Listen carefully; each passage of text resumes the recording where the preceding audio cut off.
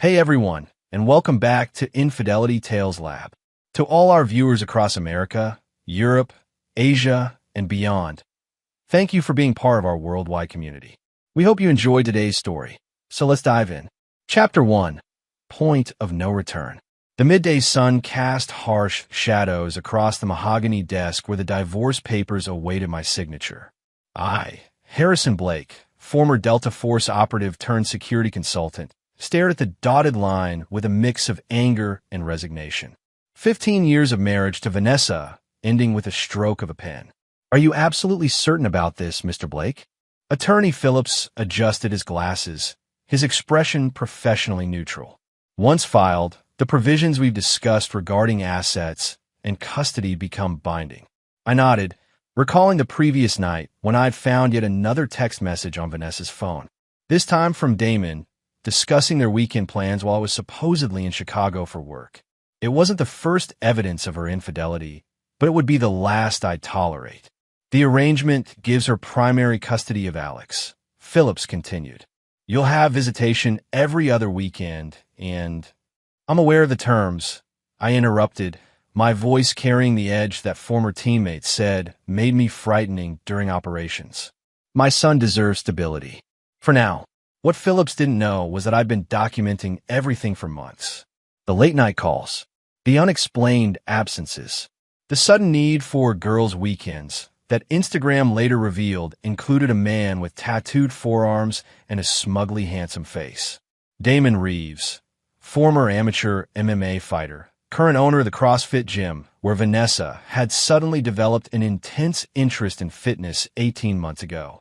I signed my name with deliberate strokes. 15 years dissolved in seconds.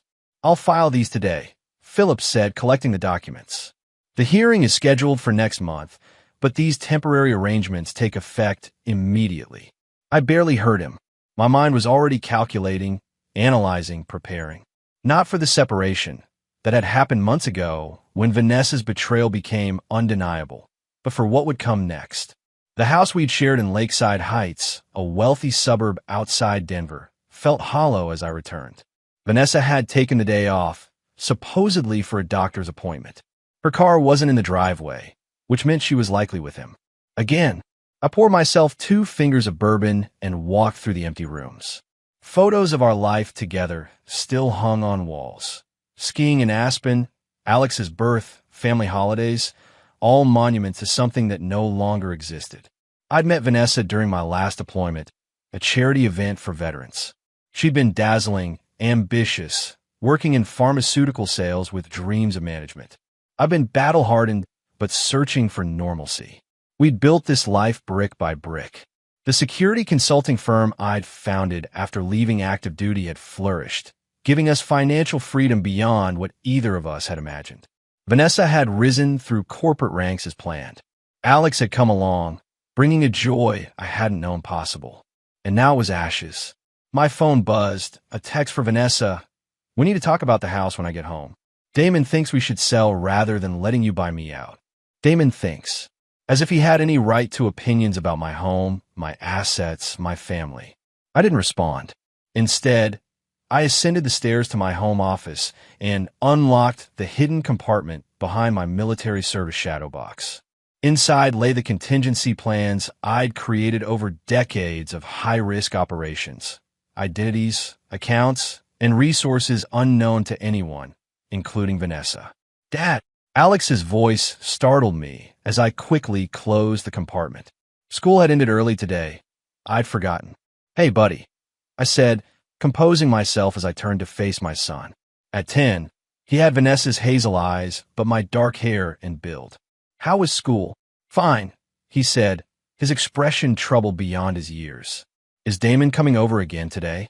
My jaw tightened. What do you mean, again? Alex looked down. He stays sometimes when you're traveling. Mom says it's grown-up stuff, and I shouldn't tell you because it would just make you mad. The glass in my hand nearly shattered in my grip. Does that make you uncomfortable, Alex? He nodded, still looking at the floor. He's always touching Mom and trying to give me advice about sports and stuff. And last time, he hesitated. Last time what? I kept my voice gentle, though rage burned through me. He said soon he'd be the man of the house, and I should get used to it. Something primordial awakened in me then, the cold, calculating precision that had kept me alive through 3 combat tours merged with a father's protective fury. I set down my glass and knelt to meet my son's eyes. Listen to me carefully, Alex. No one is replacing me as your father. Not ever. And I promise you, things are going to change very soon. I didn't know then how prophetic those words would be, or how quickly that change would come. Chapter 2, 0 Hour. The divorce papers had barely left my hands when Alex burst into my office, his face drained of color. "Dad," he whispered, frantically turning the lock on the door behind him. "Mom's boyfriend is coming up the stairs with a gun." For a split second, disbelief paralyzed me. Then training took over. "Are you certain it was a gun?" I asked, already moving toward the gun safe concealed behind a painting. Alex nodded vigorously. He was arguing with Mom downstairs. She told him you'd signed the papers today, and he got really mad. Said something about making sure you didn't change your mind. My son's voice broke. Then he pushed Mom, and I saw him take it from his jacket. Fury and focus battled within me. I'd faced death in Fallujah and Kandahar, but never in my own home with my child at risk. Into the closet, I ordered, grabbing Alex's shoulder and guiding him toward the walk-in closet that connected to the master bedroom. I punched in the code to my gun safe, but hesitated, engaging an armed intruder with Alex's present wrist crossfire. Instead, I grabbed the tactical knife from my deployment gear and quickly ushered Alex into the closet's hidden panic room, a reinforced space I'd installed years ago, a precaution for my security work that Vanessa had called paranoid. "Stay here," I whispered, showing him how to seal the panic room from inside. "No matter what you hear, don't come out until I get you." "Dad, I'm scared," Alex whispered, tears forming. "Fear keeps you sharp," I said, repeating what my first commander had taught me. "But remember what I told you. Control the fear. Don't let it control you." I slipped out, leaving Alex in the hidden compartment while positioning myself behind the main closet door. Through the crack, I could see into the bedroom. Heavy footsteps approached, followed by the bedroom door swinging open. Damon Reeves entered, sweeping a Glock 19 before him with the awkward grip of someone who knew enough about weapons to be dangerous. His physical presence matched the photos I'd seen. Mid-30s, muscular with the overdeveloped upper body of someone who prioritized appearance over functional strength, tattoos covering both forearms. "Blake," he called out, "we need to have a conversation about your future, man-to-man." Behind him, I heard Vanessa's voice from the hallway, panic-stricken. "Damon, please. This isn't the way." "Shut up," he snarled back. "You said he'd give you trouble about the house." "About Alex. I'm handling it permanently." He moved toward the office door, trying the handle and finding it locked. "Blake, open up or I start shooting through the door." I remained silent, calculating angles and distances. When he turned toward the closet, I knew my window was approaching. The closet door swung open, and Damon stepped in, gun extended. The moment he crossed the threshold, I struck. My knife hand clamped down on his gun wrist, driving it upward while my other arm locked around his throat from behind. The surprise gave me the critical advantage. He tried to pivot, to bring the weapon to bear, but 15 years of combat training against his gym muscles wasn't a fair fight. We crashed against the closet wall. His finger tightened reflexively on the trigger, discharging a round into the ceiling. I drove my knee into the back of his leg, collapsing him forward while maintaining the chokehold. The knife pressed against his carotid artery. "Drop it," I hissed in his ear. His response was to thrash violently, trying to break my grip. The gun discharged again, the bullet splintering wood inches from where Alex was hidden. That shot decided Damon's fate. 2 minutes of controlled, silent violence followed. When it ended, Damon lay unconscious on the closet floor, the knife wound in his shoulder bleeding, but not life-threatening. His gun was secured, emptied, and in my possession. His breathing was labored, but stable. I zip-tied his hands and feet with restraints from my security kit, then gagged him with a necktie. Only then did I step out to face Vanessa, who stood frozen in the bedroom doorway. Her scream pierced the air when she saw Damon's bloodied form. "What have you done?" she shrieked, rushing forward only to stop short my expression. "What have I done?" The cold fury in my voice halted her.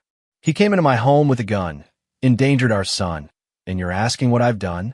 He was just trying to scare you. Tears streamed down her face. He wasn't going to hurt anyone. I held up the Glock. 2 discharged rounds say otherwise. One nearly hit Alex. Her face went pale. Alex? Where is he? Safe, I replied, which is more than I can say for you if you take one more step toward this man. I pulled out my phone and dialed. This is Harrison Blake. I need to report an armed home invasion. The intruder is subdued but injured. I gave our address, then ended the call and turned back to Vanessa. The police will be here in minutes. You have one chance to tell me the truth. Did you know he was armed? Did you let him in knowing his intentions? Vanessa's face crumbled. I didn't know about the gun, I swear. He was just supposed to talk to you about the divorce settlement. Make sure you didn't challenge anything. By threatening me at gunpoint, in front of our son, the control in my voice was slipping. I didn't know Alex was home. He was supposed to be at Jason's house after school. From the closet came a small voice. Mom canceled my play date this morning. She didn't tell you. Alex stood in the closet doorway, having emerged from the panic room despite my instructions. His young face showed a mixture of fear and, something worse, understanding. In that moment, he looked older than his 10 years. Alex, baby, are you okay? Vanessa moved toward him, but he stepped back, moving closer to me. You lied, he said simply. You told Damon that Dad would be gone until tonight. The implications of those words hung in the air between us as sirens wailed in the distance. Chapter 3. Aftershocks. Detective Laura Montgomery studied me from across the interview room table at the Lakeside Heights Police Department. At 40-something with silver-streaked dark hair and eyes that had seen too much, she made it clear she wasn't easily impressed by my military background or security credentials. Walk me through it again, Mr. Blake, she said, tapping her pen against her notepad. You signed divorce papers, went home, and then your son warned you about an armed intruder? I repeated my statement for the third time, clinically detailing Damon's entry, his threats, and my response. I used necessary force to disarm and restrain him after he discharged his weapon twice in proximity to my son. Montgomery's expression remained skeptical. And you just happened to be an expert in hand-to-hand combat against armed assailants. Not by chance, detective. By extensive training and experience. She nodded slowly. Mr. Reeves claims you attacked him unprovoked when he came to discuss the divorce with your wife. The gun he brought suggests his idea of discussion differed from mine. A gun registered to you, Mr. Blake. One of several you own. I leaned forward slightly. A gun stolen from my collection during one of his previous visits to my home while I was traveling. As the gunshot residue test will confirm, he fired it twice. As my son's testimony confirms, he entered with threatening intent. The detective's eyes narrowed. Convenient that everything aligns with your version. Truth often appears that way. I replied evenly. We both knew what was happening. Damon had connections in the department, friends from his gym, including Officer Powell, who'd responded to the call and immediately tried steering the investigation toward charging me with assault. 4 hours of questioning later, I was released without charges. The evidence was too clear. Gunshot residue on Damon's hands, Alex's testimony, and even Vanessa's reluctant admission that Damon had been agitated about ensuring I didn't contest the divorce terms. Outside the station, Bernard Reynolds waited beside his black Audi.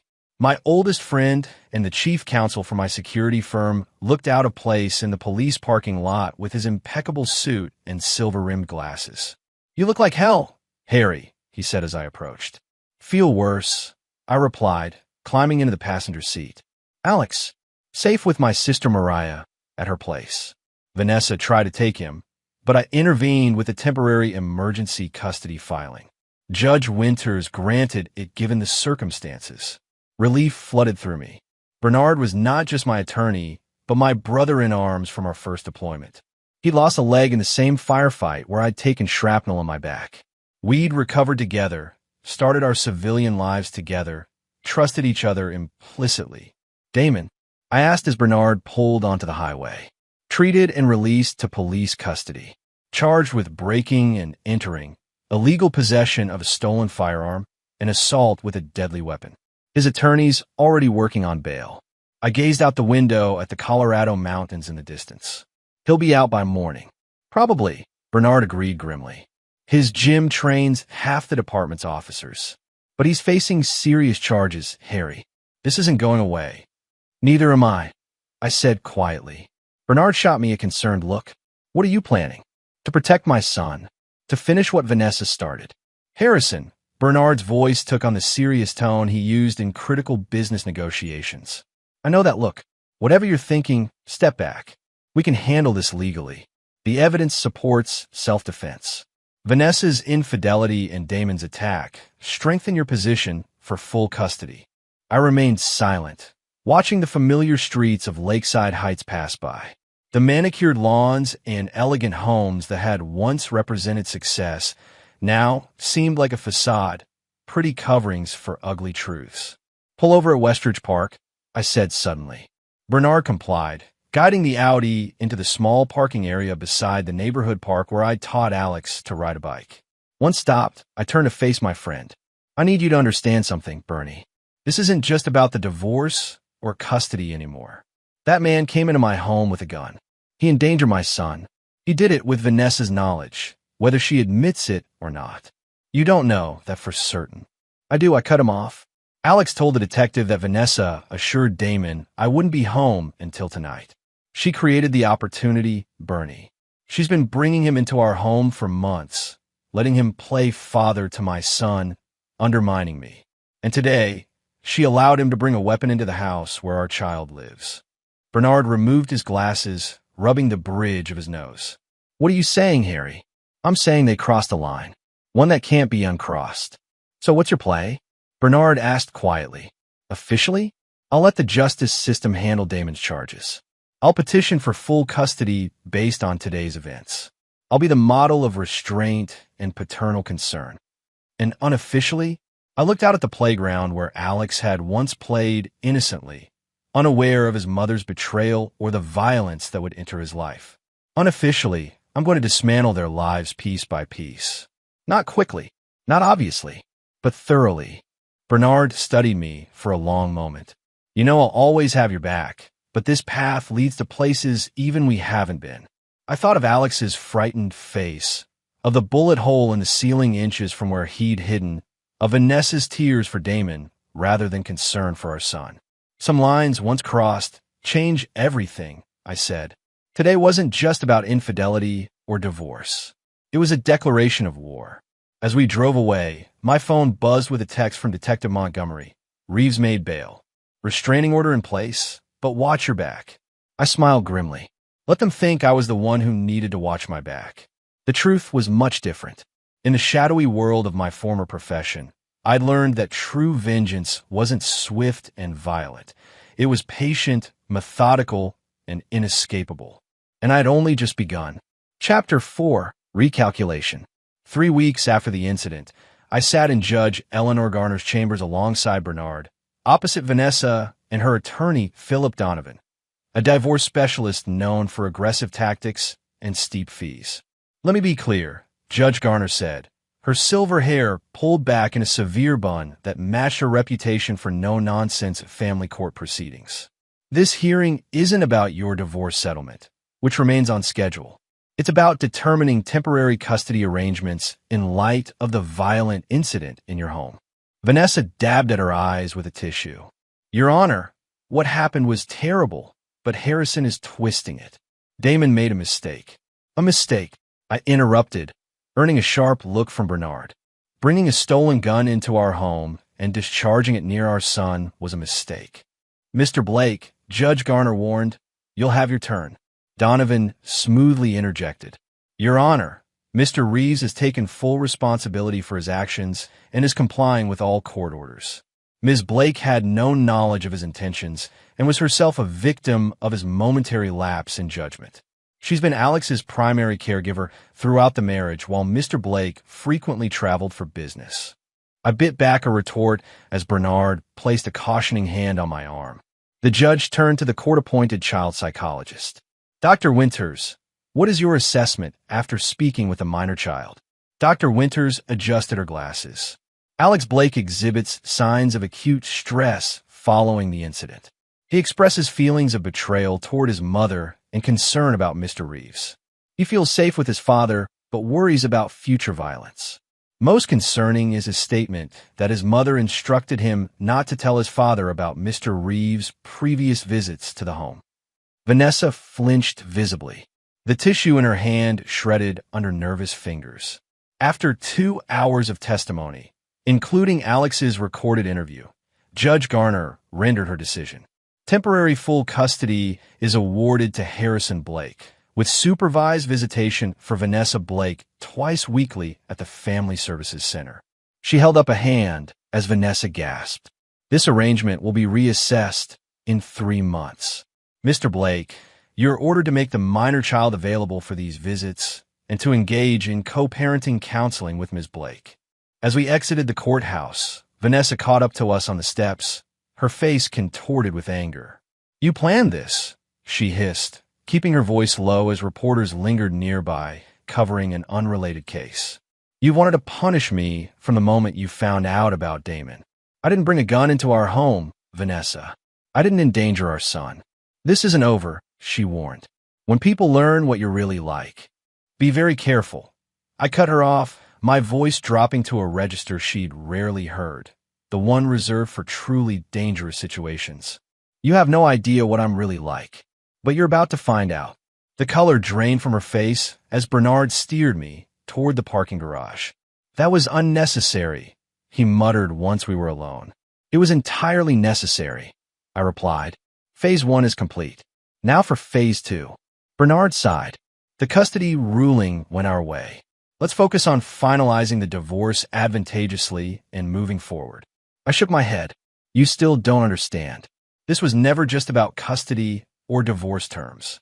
Later that evening, after putting Alex to bed in our temporary apartment, a secure, high-rise unit owned by my company, I made a call to Solomon Reed, a former NSA analyst who now worked exclusively for select private clients, including my firm. "I need everything on Damon Reeves," I said when he answered. "Not just the surface background we already have. I want digital footprints, financial regularities, personal weaknesses, everything." "That's comprehensive work," Solomon replied. "Timeline, 2 weeks. And the same for Vanessa. Focus on her pharmaceutical connections and any communications with Reeves prior to their physical relationship. You're casting a wide net, Harry. I'm hunting bigger prey than anyone realizes," I replied. The next morning, I met with Cynthia Navarro, the ruthlessly efficient CEO of my security firm, in her minimalist office overlooking downtown Denver. "I need to step back from operations temporarily," I informed her. "Family situation." Cynthia, who'd built her reputation in corporate intelligence before joining my company, studied me with calculating eyes. "This is about more than Alex, isn't it?" "Everything is about Alex," I corrected her. "But protecting him requires addressing all threats." She nodded slowly. "Take the time you need. The Martinez contract is locked down, and the Saudi expansion can wait." I placed a flash drive on her desk. "If anything happens to me, give this to Bernard. It contains contingency plans. Planning for the worst." Her eyebrow raised. "Always have. That's why we're still alive." Over the next 2 weeks, I balanced caring for Alex with meticulous planning. The son who had once been reserved around me, a consequence of my frequent business travel, now clung to our time together. We played chess, hiked in the nearby mountains, and had long conversations about his feelings regarding the separation. I arranged for him to see a trauma specialist, Dr. Elise Morgan, who helped him process the gun incident without causing further harm. "He's remarkably resilient," Dr. Morgan told me after their 3rd session. "But he feels deeply betrayed by his mother. That relationship will need careful rebuilding." "If she earns it," I replied. Meanwhile, Solomon delivered the intelligence I'd requested. The data on both Vanessa and Damon proved more valuable than I'd anticipated. Damon's history included 2 sealed juvenile records for assault, a drinking problem carefully hidden from his fitness clients, and, most significantly, a pattern of targeting wealthy married women at his gym, extracting gifts and loans before moving on. But the true revelation was Vanessa. Solomon had recovered deleted text messages through backup cloud data showing she'd been aware of Damon's financial motivations from early in their relationship. "I know you're just using me to get to Harrison's money," she'd written 6 months earlier. "But I don't care anymore. He's never really here, even when he's home." More damning were messages from the day of the incident. "Vanessa, he signed the papers today. Once they're filed, we can push for the house and better settlement terms. Damon, I'll make sure he doesn't change his mind. Be home at 3. Vanessa, he'll be at the office until 6. Alex is at Jason's. We'll have the house to ourselves after you talk to Harrison." The timestamps showed she'd sent that last message after canceling Alex's playdate, knowingly creating a situation where our son would be home when Damon arrived armed. I felt cold rage reading through the exchanges, not just at the betrayal, but at the casual endangerment of Alex. Whatever remaining doubt I'd harbored about my course of action vanished. Phase 2 began with an anonymous tip to Vanessa's pharmaceutical company about irregular prescriptions being filled through doctors who attended Damon's gym.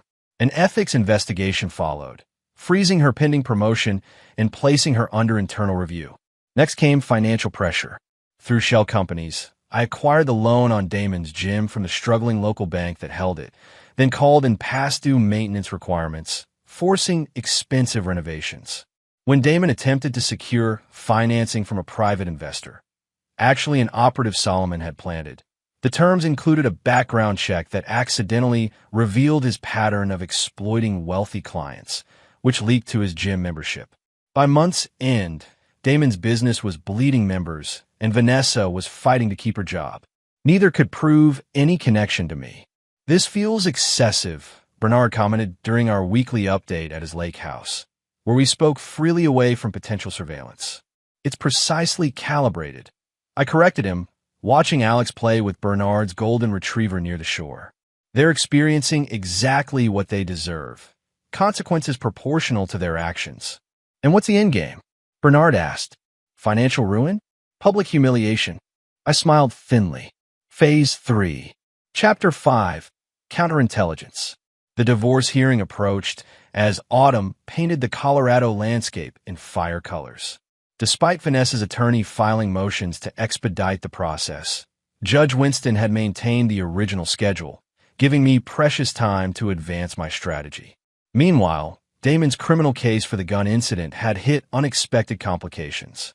Key evidence, including the ballistics report confirming the bullets came from my stolen gun, was misplaced during a department transfer.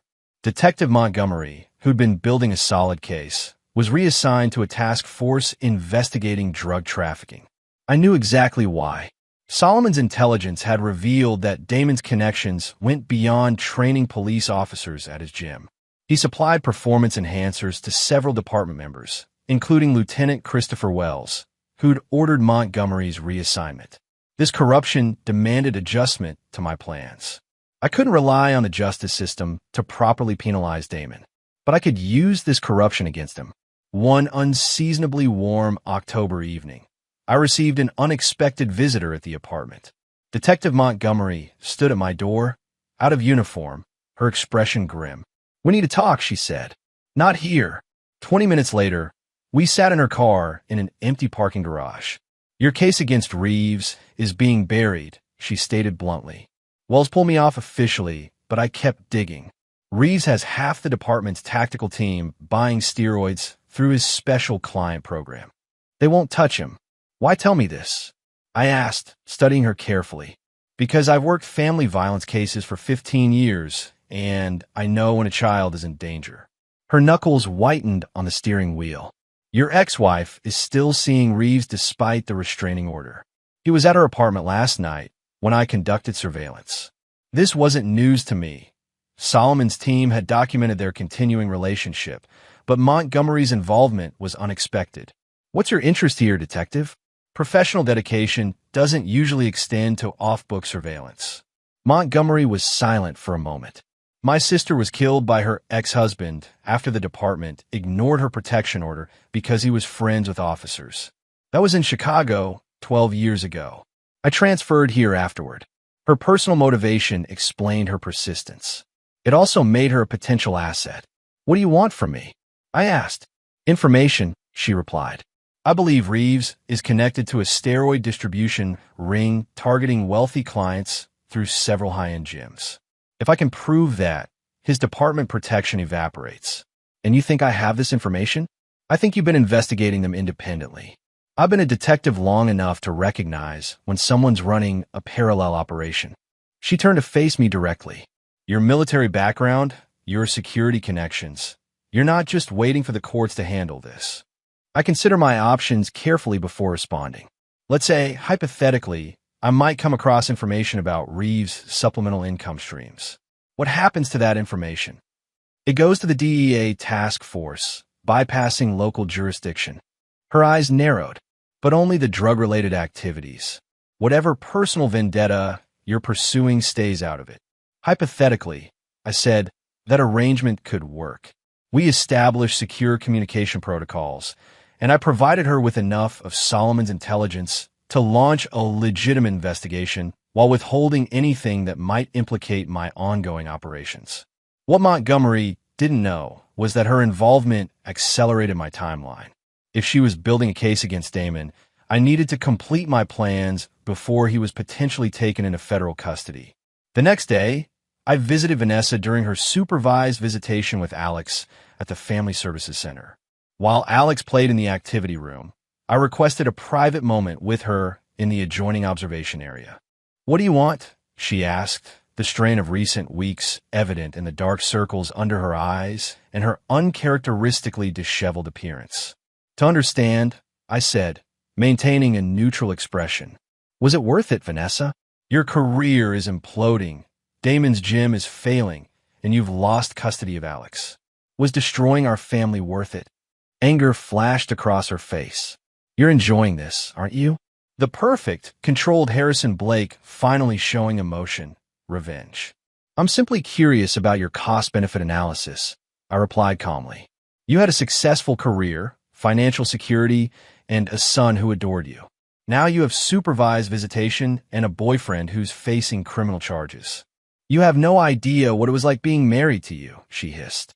"Always calculating, always planning, never truly present. Damon made me feel alive. And now," her composure cracked slightly. "What do you want from me, Harrison? To beg? To say I made a mistake? Fine, I made a mistake. Is that what you need to hear?" I studied her for a moment. "What I need is to ensure Alex's safety and well-being, which means understanding whether you recognize the danger you placed him in." It was one incident. It was a pattern of decisions. I corrected her. "Bringing Damon into our home, exposing Alex to your affair, canceling his playdate knowing Damon was coming armed." Her face paled. "I didn't know he had a gun. I've told you that repeatedly." I removed my phone and played the recovered text message. "He'll be at the office until 6. Alex is at Jason's. We'll have the house to ourselves after you talk to Harrison." The blood drained from her face. "How did you? You knew Alex's playdate was canceled. You knew he'd be home. You knew Damon was coming to talk to me. The timestamps don't lie, Vanessa. Those messages were private," she whispered. "Nothing is truly private anymore," I replied. "Especially not evidence of child endangerment." Her eyes widened. "What are you going to do?" "That depends entirely on your next decisions." I leaned closer. "Damon is toxic, Vanessa. He's using you financially while selling performance enhancers to half the police department. He's facing federal investigation. Cut ties now, cooperate with the custody arrangement, and we can establish a healthy co-parenting relationship for Alex's sake." Or, she challenged, though fear had replaced defiance in her eyes.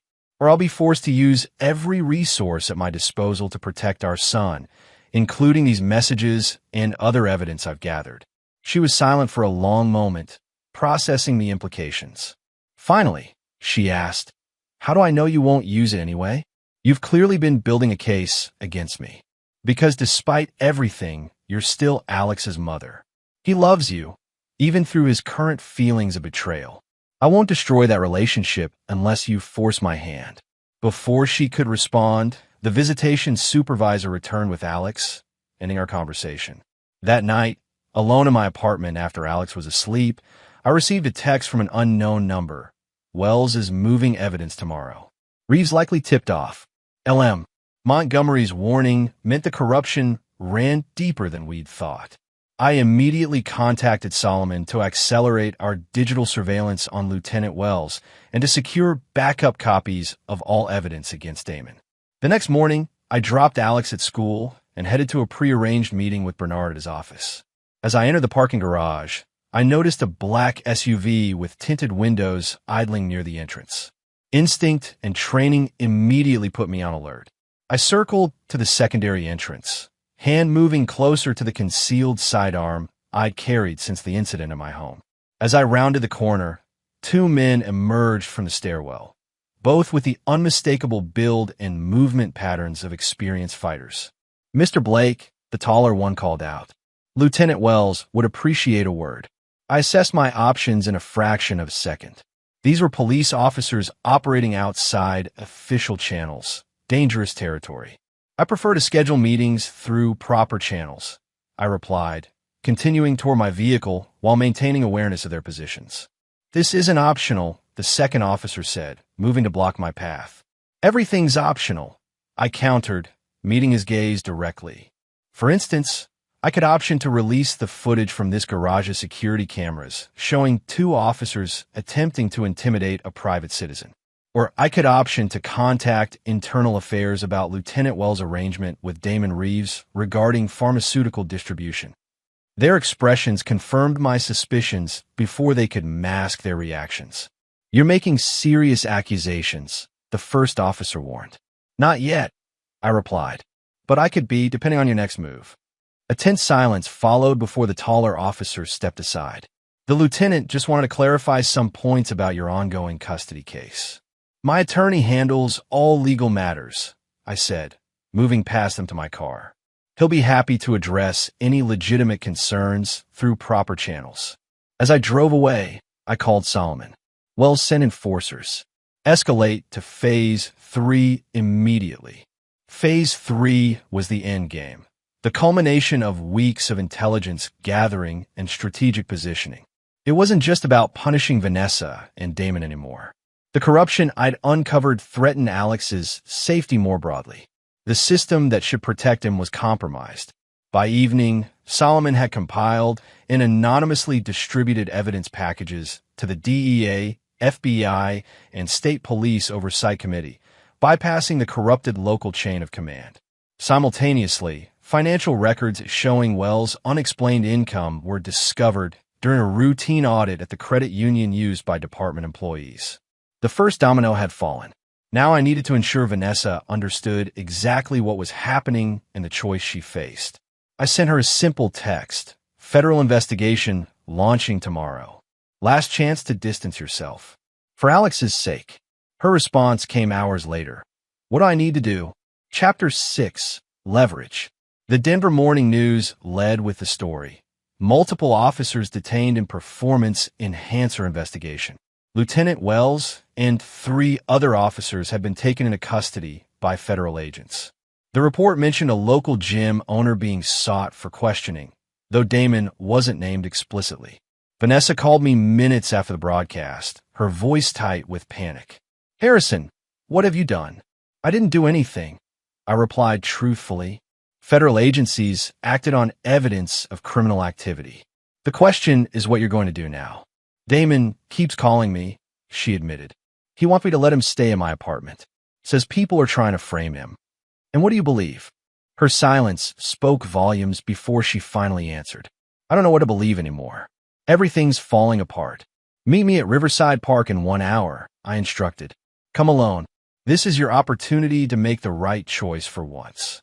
The park was deliberately chosen, public enough for safety, private enough for conversation, and equipped with multiple exit routes. I arrived early, scanning for surveillance or threats before positioning myself on a bench overlooking the river. Vanessa arrived precisely on time, another deviation from her typically late appearance at appointments. She'd made an effort with her appearance, though stress had carved new lines around her eyes. "You look terrible," she said as she sat beside me, attempting familiar territory. "Cut the small talk," I replied. "You have decisions to make." She stared out at the water. "Why are you doing this, Harrison? Is destroying me and Damon worth it? Does revenge feel as good as you hoped?" This isn't about revenge, I said, though we both knew that wasn't entirely true. It's about consequences and protecting Alex. By taking his mother away from him, you did that when you prioritized Damon over Alex's safety. I turned to face her directly. But you can still salvage something here. I removed a folder from my jacket and placed it between us on the bench. This contains two things. First, documentation of your knowledge regarding Damon's activities, including your text discussing his supplements and your awareness that he was selling to clients.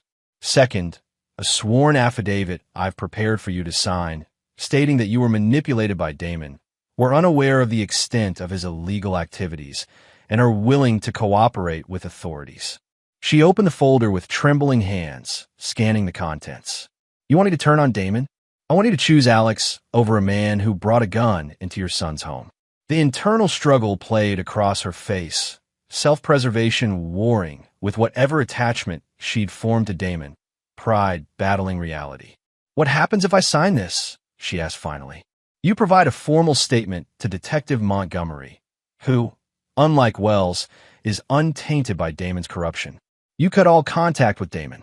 You adhere to the custody arrangement and focus on rebuilding your relationship with Alex. In return, I ensure these text messages don't find their way to the prosecutor's office or your employer. And if I refuse? I shrugged. Then the evidence goes to the authorities, and you face potential charges as an accessory. Your pharmaceutical career ends permanently. Your visitation with Alex becomes even more restricted when the court learns you knowingly allowed a drug dealer around your child. Vanessa's face hardened. You really are a cold bastard, aren't you? This whole marriage. I thought you were just reserved, but this is who you truly are. No, I corrected her. This is who I become when someone threatens my son. You had 15 years to know me, Vanessa. You never bothered to look beneath the surface. She laughed bitterly. And what would I have found? This calculating monster who systematically dismantles people's lives. You would have found someone who protects what matters at any cost. I stood, looking down at her. You have until tomorrow morning to decide. Sign the affidavit, meet with Montgomery, and begin rebuilding your life, or face the consequences of your choices. As I walked away, she called after me. He'll come after you, you know. Damon won't just disappear. I turned back briefly. I'm counting on it. Later that afternoon, I received confirmation that Damon had gone underground, abandoning his apartment after federal agents attempted to bring him in for questioning. His gym had been closed and sealed with investigation notices. Solomon's intelligence network tracked him to a motel outside Denver using a credit card belonging to one of his gym clients. He was cornered, desperate, and, most dangerously, aware that his world was collapsing. That evening, as Alex completed his homework, my phone rang with Vanessa's number. I'll sign it, she said without preamble. But I want something in return. You're not in a position to negotiate. I'm still Alex's mother, she replied, a new firmness in her voice. I want a path back to shared custody if I comply with everything. A written agreement that after 6 months of supervised visitation and clean drug tests, we revisit the arrangement. It was actually a reasonable request, one that served Alex's long-term interests if she truly reformed. Agreed, with conditions, I said. Mandatory co-parenting counseling, continued cooperation with authorities regarding Damon, and completion of a parenting program. Fine. Her voice softened slightly. Harrison, did you ever love me at all? The question caught me off guard. After weeks of clinical planning and emotional detachment, the simple human query pierced through my armor. Yes, I answered honestly. But love wasn't enough to overcome betrayal. After we disconnected, I found Alex watching me from the hallway. Was that Mom? He asked. I nodded, setting my phone aside. She's going to be meeting with the police to help them with their investigation.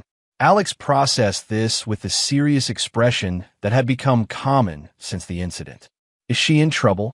She made some mistakes, I explained carefully. Now she's trying to fix them. Like when I lied about breaking the vase last year, and you said owning up to mistakes is part of fixing them? I smiled slightly at his simple but accurate comparison. Something like that. Is Damon going to jail? The direct question deserved a direct answer. Probably yes. Alex nodded, seeming satisfied. Good. He scared me. As I tucked him into bed later, he asked the question I'd been dreading. Are you and Mom ever getting back together? No, buddy, I said gently. That part of our lives is over. But we'll both always be your parents, and we both love you. Even though she did bad things, I chose my words carefully. People can make serious mistakes without being bad people. Your mom made choices that hurt our family, but she's still trying to be a good mother to you.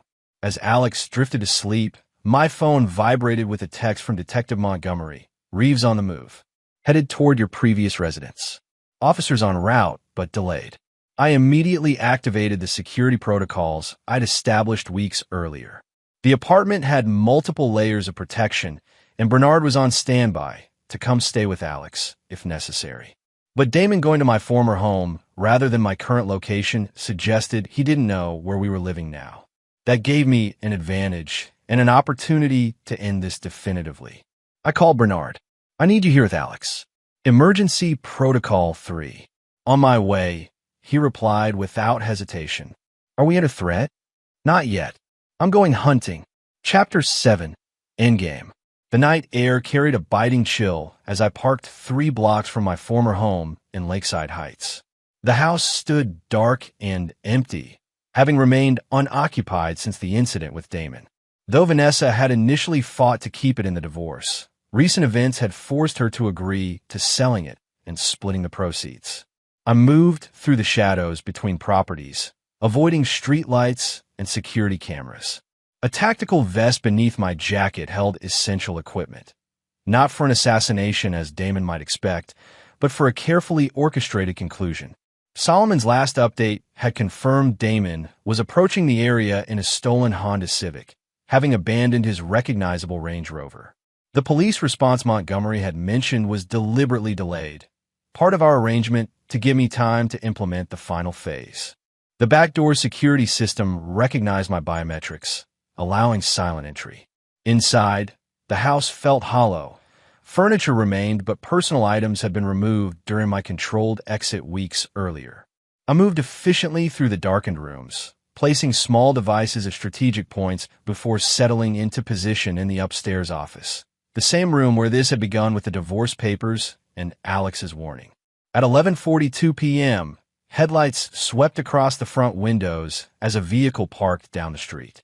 Through the specialized optics I'd positioned, I observed Damon approaching on foot, his movements betraying his agitation and likely substance use. The bulge under his jacket indicated he was armed again, another critical piece of the scenario I constructed. I activated the remote system that would record everything happening inside the house, then retreated to the hidden passage connecting the master closet to the attic, an architectural feature I'd added during renovations years earlier, but never revealed to Vanessa.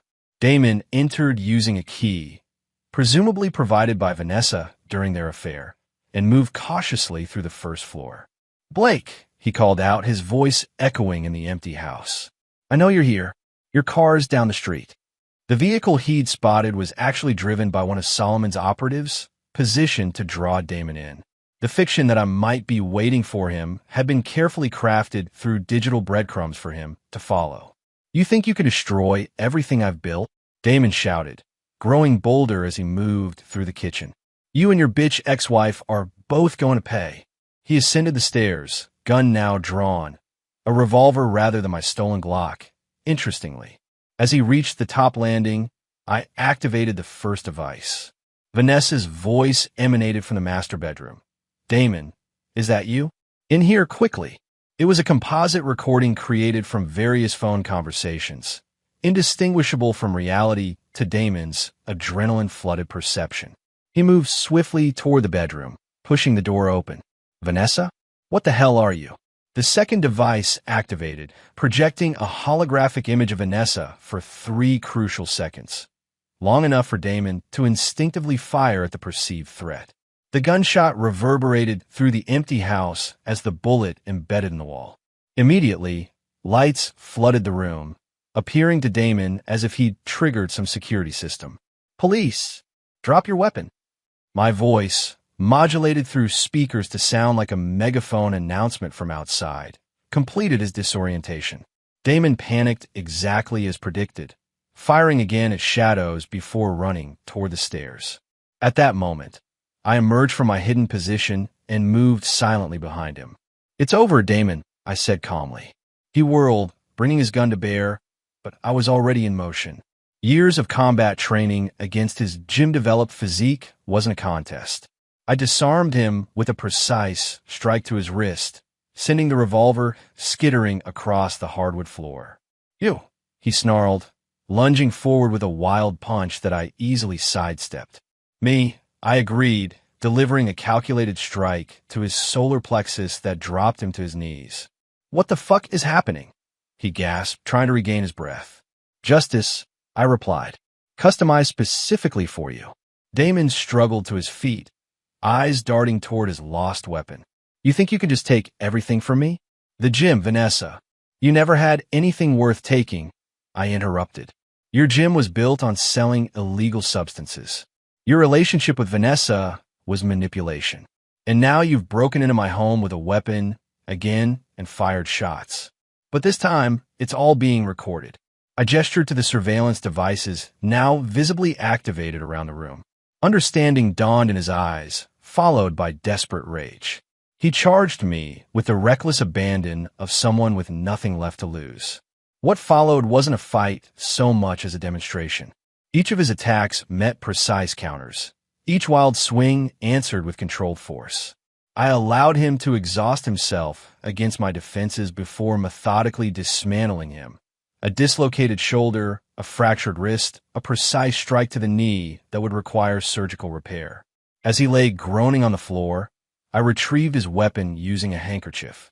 "Here's what happens next," I explained calmly as police sirens finally became audible in the distance.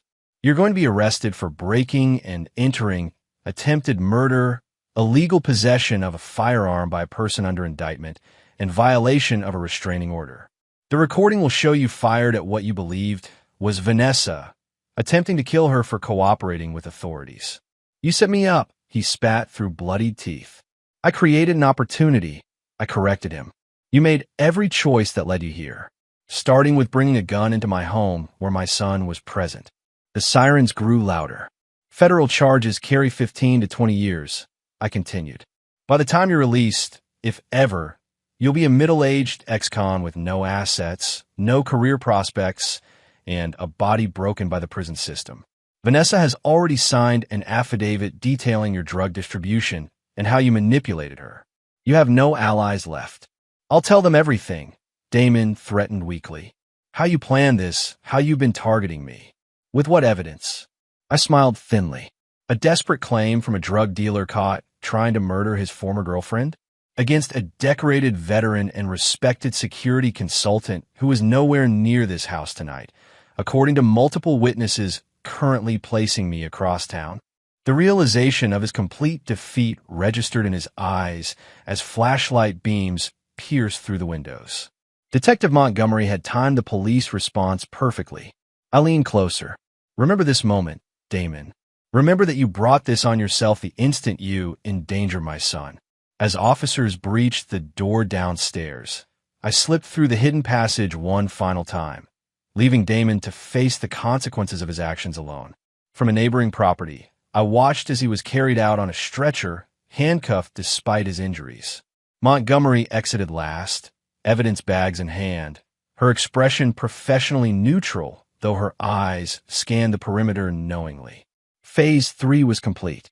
The threat Damon posed was permanently neutralized without compromising my position or ability to protect Alex in the future. The legal system would now process what remained of the man who had threatened my family. As I walked away through the quiet suburban night, I felt no triumph or satisfaction, only the cold certainty that I had done what was necessary. The true victory would be in Alex's continued safety and eventual healing, not in Damon's destruction. My phone vibrated with a text from Bernard. "Alex is asleep. All secure." "You." "Finished," I replied. "Coming home." Chapter 8. Aftermath. 3 days after Damon's arrest, I sat across from Detective Montgomery in a corner booth at an unremarkable diner outside Denver city limits. "The prosecutor is charging Reeves with everything," she said, stirring her coffee. "Attempted murder, breaking and entering, weapons charges, drug distribution. With the evidence we've collected and Vanessa's testimony, he's looking at 25 years minimum. I nodded, unsurprised. And the corrupt officers? Internal Affairs has taken over that investigation. 3 more have been suspended besides Wells. The department's in damage control mode. She studied me with professional assessment. Convenient timing on those surveillance devices in your former home. Almost like you anticipated an intruder. After the first incident, I took reasonable precautions to secure my property. I replied evenly. Just fortunate they captured Reeves' actions so clearly. Montgomery's expression made it clear she didn't believe the coincidence, but respected the plausible deniability I'd established. Your ex-wife has been cooperative. Seems genuinely remorseful. People often find clarity when their decisions lead to disaster, I observed. Has she mentioned our custody agreement? She has. Says you've offered a path to shared custody conditional on her continued cooperation and rehabilitation. Montgomery leaned forward slightly. Was it your plan all along? Use Reeves' self-destruction to force her to choose between him and her son. I considered the question carefully. My only plan was to protect Alex. The means evolved as circumstances required. That's not an answer. It's the only one that matters. I met her gaze directly. Is our business concluded, detective? She nodded slowly. The official investigation is proceeding by the book. Your statement has been recorded, and there's no evidence connecting you to anything beyond being the homeowner of a property Reeves broke into. And unofficially, Montgomery stood, placing cash on the table for her coffee. Unofficially, I hope never to discover exactly what happened that night. For both our sakes. After she departed, I remained, watching the everyday normality of the diner patrons, people untouched by the violence and betrayal that had transformed my life. Their mundane concerns seemed foreign now, though I had once shared them. The divorce was finalized the following week in a brief court appearance. Vanessa, subdued and newly cautious, accepted the terms without contest. Equal division of assets, the house to be sold, and my continued primary custody of Alex with her supervised visitation transitioning to shared custody pending completion of her requirements. Outside the courthouse, she approached me as Bernard gave us privacy. I want you to know I'm committed to earning back my place in Alex's life, she said, a new humility in her voice. The counseling is already helping me understand how I justified so many poor decisions. Actions matter more than intentions, I replied. Alex needs consistency and honesty from both of us moving forward. She nodded, then hesitated before asking, what happened that night? Harrison? With Damon at the house. Exactly what the police report describes. He broke in, believed you were there, and fired his weapon. The security system captured everything. That's not what I'm asking. Her eyes searched mine. The Damon they arrested was broken, not just arrested, but physically destroyed. The detective wouldn't give details, but the rumors. Perhaps he resisted arrest, I suggested mildly. Vanessa studied me with new awareness, truly seeing me perhaps for the first time in our relationship. Who are you, really? All these years together, and I never knew what you were capable of. You never asked, I replied simply. And now it's no longer your concern. As she walked away, I felt no satisfaction in her newfound fear or respect. Only the hollow recognition that our marriage had been built on mutual misunderstanding. She had seen only the parts of me I'd allowed her to see, and I had failed to recognize the depths of her discontentment until it manifested as betrayal. 1 month later, Alex and I moved into a new home, a modernist structure on the outskirts of Denver with advanced security features and a spectacular view of the mountains. The property included 3 acres of land, a contrast to the manicured suburban conformity of Lakeside Heights. This is really all ours, Alex asked as he explored the expansive living room with floor-to-ceiling windows. All ours, I confirmed. New beginning. Bernard and his wife, Claire, joined us for the housewarming, bringing their golden retriever that Alex had grown attached to during her temporary stay. As they prepared dinner in the kitchen, Bernard joined me on the terrace overlooking the property. Quite a statement, he commented, gesturing at the architectural boldness of the house. Not hiding anymore. No more facades, I agreed. Alex deserves authenticity. Bernard sipped his bourbon thoughtfully. Speaking of authenticity, there's something you should know. The federal investigation into Reeves' drug distribution has expanded. They're looking at connections to suppliers in 3 states. His plea deal offers are being rejected by prosecutors. Because they have a stronger case than anticipated? Because someone anonymously provided detailed financial records tracing the entire network. Records that would have taken federal agents months or years to compile independently. I gazed out at the mountains, saying nothing. Bernard continued, Solomon's been unreachable for 3 days. Coincidentally, his offshore accounts just received a substantial anonymous deposit. Sounds like he's earned a vacation, I observed. Harrison, Bernard's voice took on a cautioning tone. The scale of what happened to Reeves and his associates goes beyond protecting Alex. This was systematic destruction. I turned to face my oldest friend. They endangered my son, corrupted public officials sworn to protect us, and believed their connections would shield them from consequences. Their destruction was proportional to their threat. And Vanessa? What happens with her? She made her choice to cooperate. As long as she continues prioritizing Alex's well-being, she'll have the opportunity to rebuild their relationship. Bernard nodded slowly. And if she falters, then she'll discover that my patience extends exactly as far as Alex's safety requires. No further. The conversation ended as Alex called us in for dinner. Watching him laugh with Claire and play with the dog, I saw glimpses of the carefree child he'd been before the divorce, and violence had forced him to confront adult complexities. Later that night, after our guests had departed and Alex was asleep in his new room, I received a text from Vanessa. Alex seemed happy at visitation today. Said he loves the new house. Thank you for sending photos. I hadn't sent any photos. Alex had taken them himself and shared them during his supervised visit, making his own decisions about building bridges between his separated parents. He's resilient, I replied. Your progress report from the counselor was positive. Keep focusing on that work. I will, she responded. For what it's worth, I'm sorry for not seeing you clearly, for thinking you were cold when you were actually protective.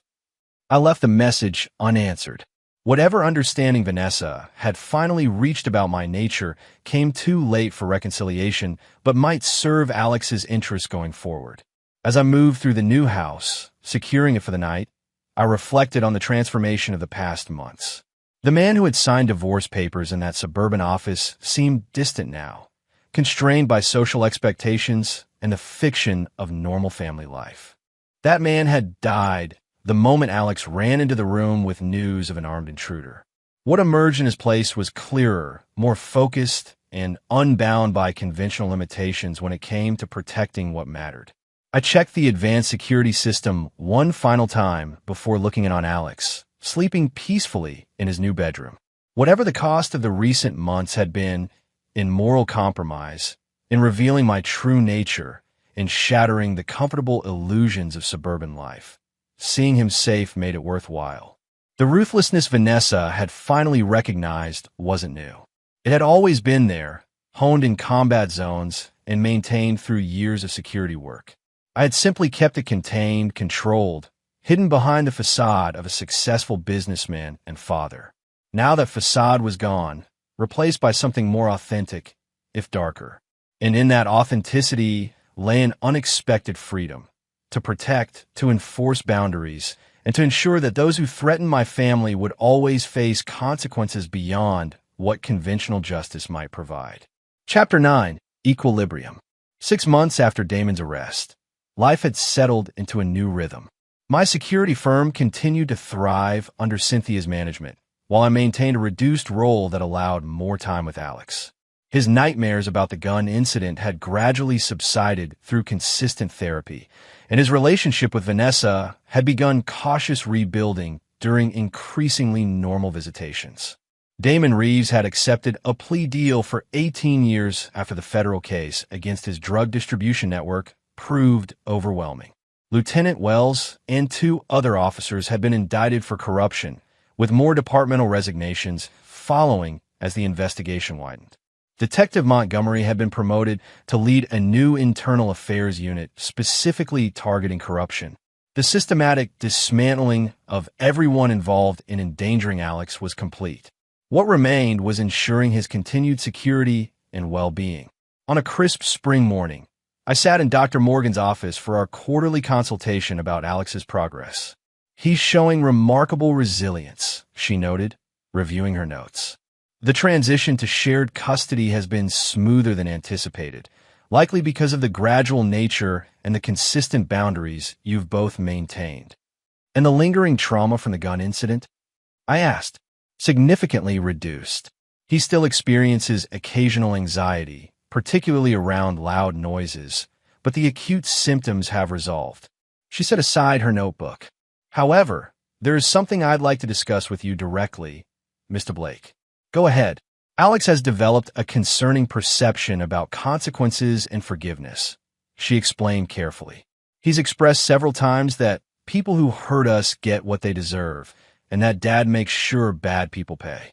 There's a rigidity to his thinking about right and wrong that's unusual for his age." I considered this information. He witnessed significant trauma and then observed justice being served to those responsible. Is it surprising he's drawn conclusions? "It's not the conclusions themselves, but the absolutism behind them," Dr. Morgan clarified. "Children normally develop more nuanced understanding of forgiveness and redemption alongside their concept of justice. Alex seems to be adopting a more uncompromising worldview." The unspoken implication was clear. Alex was modeling my approach to betrayal and justice. "What would you recommend?" I asked. "Continue reinforcing that his mother is working to repair their relationship. Demonstrate forgiveness in appropriate contexts. Show him that while consequences are natural, permanent condemnation isn't the only possible outcome." I nodded, though internally I questioned whether such lessons would serve him well in a world that rarely rewarded forgiveness. Nevertheless, I understood the broader developmental concerns. Later that week, as Alex and I prepared dinner at home, he broached the subject himself. "Dad, is Mom still a bad person?" he asked, carefully slicing vegetables as I taught him. I considered my response, recalling Dr. Morgan's concerns. "Your mother made serious mistakes that hurt our family, but that doesn't make her a bad person. She's working hard to make better choices now." Alex processed this thoughtfully. "But Damon was a bad person, right? That's why he's in prison." "Damon made many harmful choices that hurt others," I explained. "The consequences he's facing reflect the seriousness of those choices." "Will you ever forgive Mom?" The directness of his question caught me off guard. The easy answer would be affirmative, to model the forgiveness Dr. Morgan had encouraged. But I had promised myself never to lie to Alex about important matters. "Forgiveness is complicated," I said finally. "I've accepted what happened and moved forward. I work with your mother to give you the best life possible. That's more important than whether I personally forgive her." He nodded, seemingly satisfied with this nuanced response. "I think I want to forgive her," he said after a moment. "Not forget what happened, but not be angry all the time." "That's very mature, Alex. And it's your choice to make." The conversation shifted to school topics, but the exchange lingered in my mind. My son was navigating complex emotional terrain with surprising wisdom. Perhaps there was value in demonstrating that forgiveness could coexist with appropriate boundaries and consequences, a balance I had rejected in my absolute approach to betrayal. 2 days later, I met with Vanessa at a neutral coffee shop to discuss summer vacation arrangements for Alex. 6 months of compliance with all requirements had earned her the transition to unsupervised visitation and approaching shared custody. "Thank you for meeting," she said as we settled at a corner table. The physical transformation was striking. She'd returned to the polished professionalism of her corporate image, though tempered with a new humility. "Alex mentioned he's interested in space camp this summer. It's on our consideration list," I confirmed, along with the Colorado Adventure Program. We discussed logistics efficiently, the business-like interaction now familiar after months of coordinated co-parenting. As we concluded, Vanessa hesitated before speaking again. "Harrison, I've completed the personal accountability program the court recommended. My counselor suggested I make direct amends where possible. She met my eyes directly. I want to apologize specifically for bringing danger into Alex's life, for prioritizing my relationship with Damon over our son's safety. There's no excuse for that choice.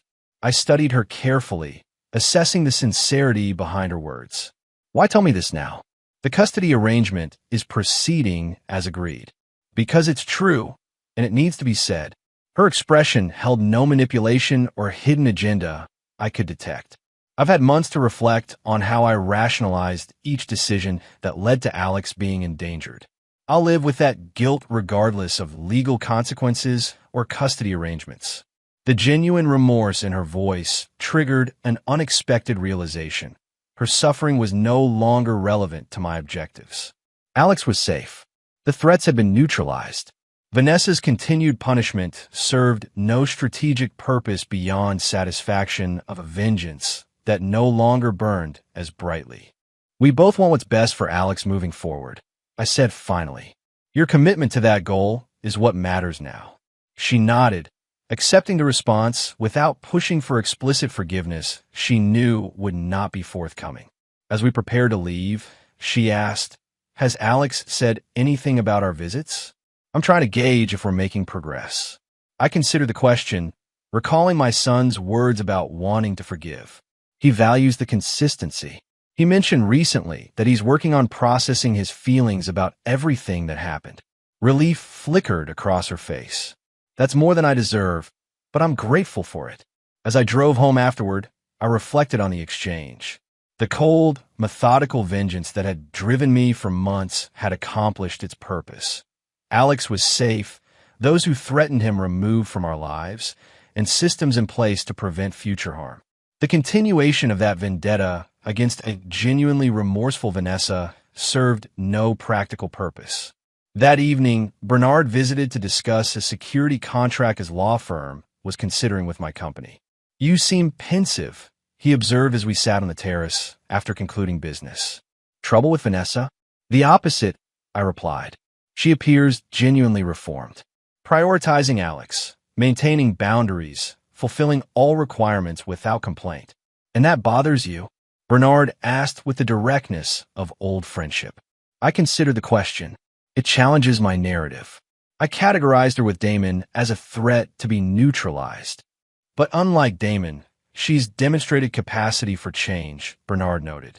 Does that merit recalibration of your approach? Possibly. I gazed at the mountains silhouetted against the darkening sky. Alex wants to forgive her. Says he doesn't want to stay angry. Bernard smiled slightly. Wisdom from the next generation. Perhaps worth considering. Forgiveness was never part of my calculation, I admitted. Neutralizing threats was the priority. And now the threats are neutralized, Bernard reminded me. What's the strategic value in maintaining absolute condemnation when cooperation better serves your primary objective, Alex's well-being? Put in those terms, the answer was clear. My refusal to acknowledge Vanessa's reformation didn't protect Alex. It potentially hindered the healthy family dynamic he needed. 2 weeks later, during the scheduled exchange of Alex for his weekend with Vanessa, I made a small but significant adjustment to the established protocol. Rather than the minimal interaction we'd maintained, I engaged in brief conversation about Alex's recent science project and his excitement about their planned museum visit. The surprise in Vanessa's eyes was evident, but she responded naturally, maintaining the focus on Alex rather than our relationship. As they prepared to leave, I said, "The Science Museum is featuring a new space exploration exhibit. He's been talking about it all week." "I've got tickets already," Vanessa replied with a small smile of shared understanding. It wasn't forgiveness, not in the absolute sense. The trust destroyed could never fully return. But it was a deliberate step toward a functional relationship that prioritized Alex's needs over my desire for continued punishment. A strategic recalculation based on changed circumstances. That night, as I secured the house, my phone buzzed with a text from Detective Montgomery. "Thought you'd want to know. Reeves was denied his appeal." Sentence stands. Case closed permanently. I sent a simple acknowledgement and continued my evening routine, feeling neither triumph nor regret. The man who had threatened my family and home had received justice proportional to his actions. The system had worked, with significant assistance from my intervention, and the threat was permanently neutralized. Later, reviewing security footage from the property perimeter, I paused on an image of Alex and Vanessa earlier that day, captured walking to her car. They were laughing together about something, a glimpse of the mother-son relationship that existed before the fracturing of our family. His body language showed cautious trust rather than the guarded posture he'd maintained in earlier months. The sight prompted an unexpected realization. My refusal to acknowledge redemption when genuinely earned wasn't strength or principle.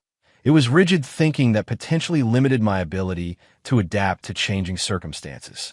True strategic thinking required constant reassessment based on current data, not adherence to outdated assessments. This insight didn't change my fundamental nature or my absolute commitment to protecting Alex through whatever means necessary. I would never truly forgive the endangerment of my son, but I could acknowledge Vanessa's reformed behavior and adjust my approach accordingly, maintaining preparedness while allowing for the possibility of functional co-parenting relationship.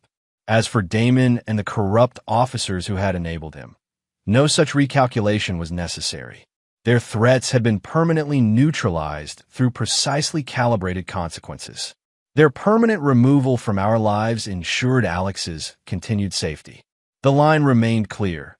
Those who threatened my family and refused to change their course would face my unyielding response. But where genuine reformation served Alex's interests, pragmatic adaptation took precedence over principle.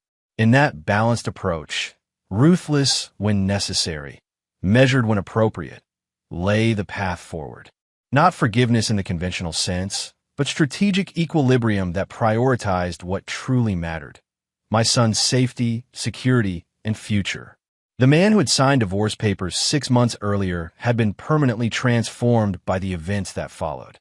The ruthless protector had always existed beneath the surface, but now stood acknowledged and integrated rather than compartmentalized.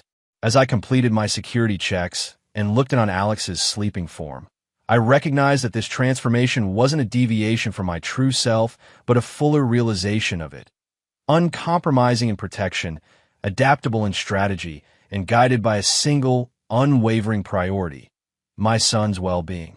Whatever came next, that principle would remain. And anyone who threatened it would learn, as Damon had, exactly what I was capable of when provoked. And there you have it. Another story comes to an end. What did you think? I'd love to hear your thoughts in the comments below. If you enjoy this story, consider joining our community by subscribing. It means the world to us. For more stories like this one, check out the recommended videos on screen. And I'll see you there. Welcome back to another story on Infidelity Tales Lab. Before we begin, tell us, where in the world are you watching from? Now, let's dive into today's story. Chapter 1. Perfect Facade. Drew Scott had always been methodical about protecting what mattered most. At 38, the former Marine turned cybersecurity consultant had built what everyone considered the perfect suburban life. His 2-story colonial in Millbrook Heights housed everything he'd fought to achieve: his wife Miranda, his twin 15-year-old kids Emma and Jake, and the kind of stability that once seemed impossible during his 3 tours in Afghanistan. The decision to install the security system came after a string of break-ins hit their neighborhood.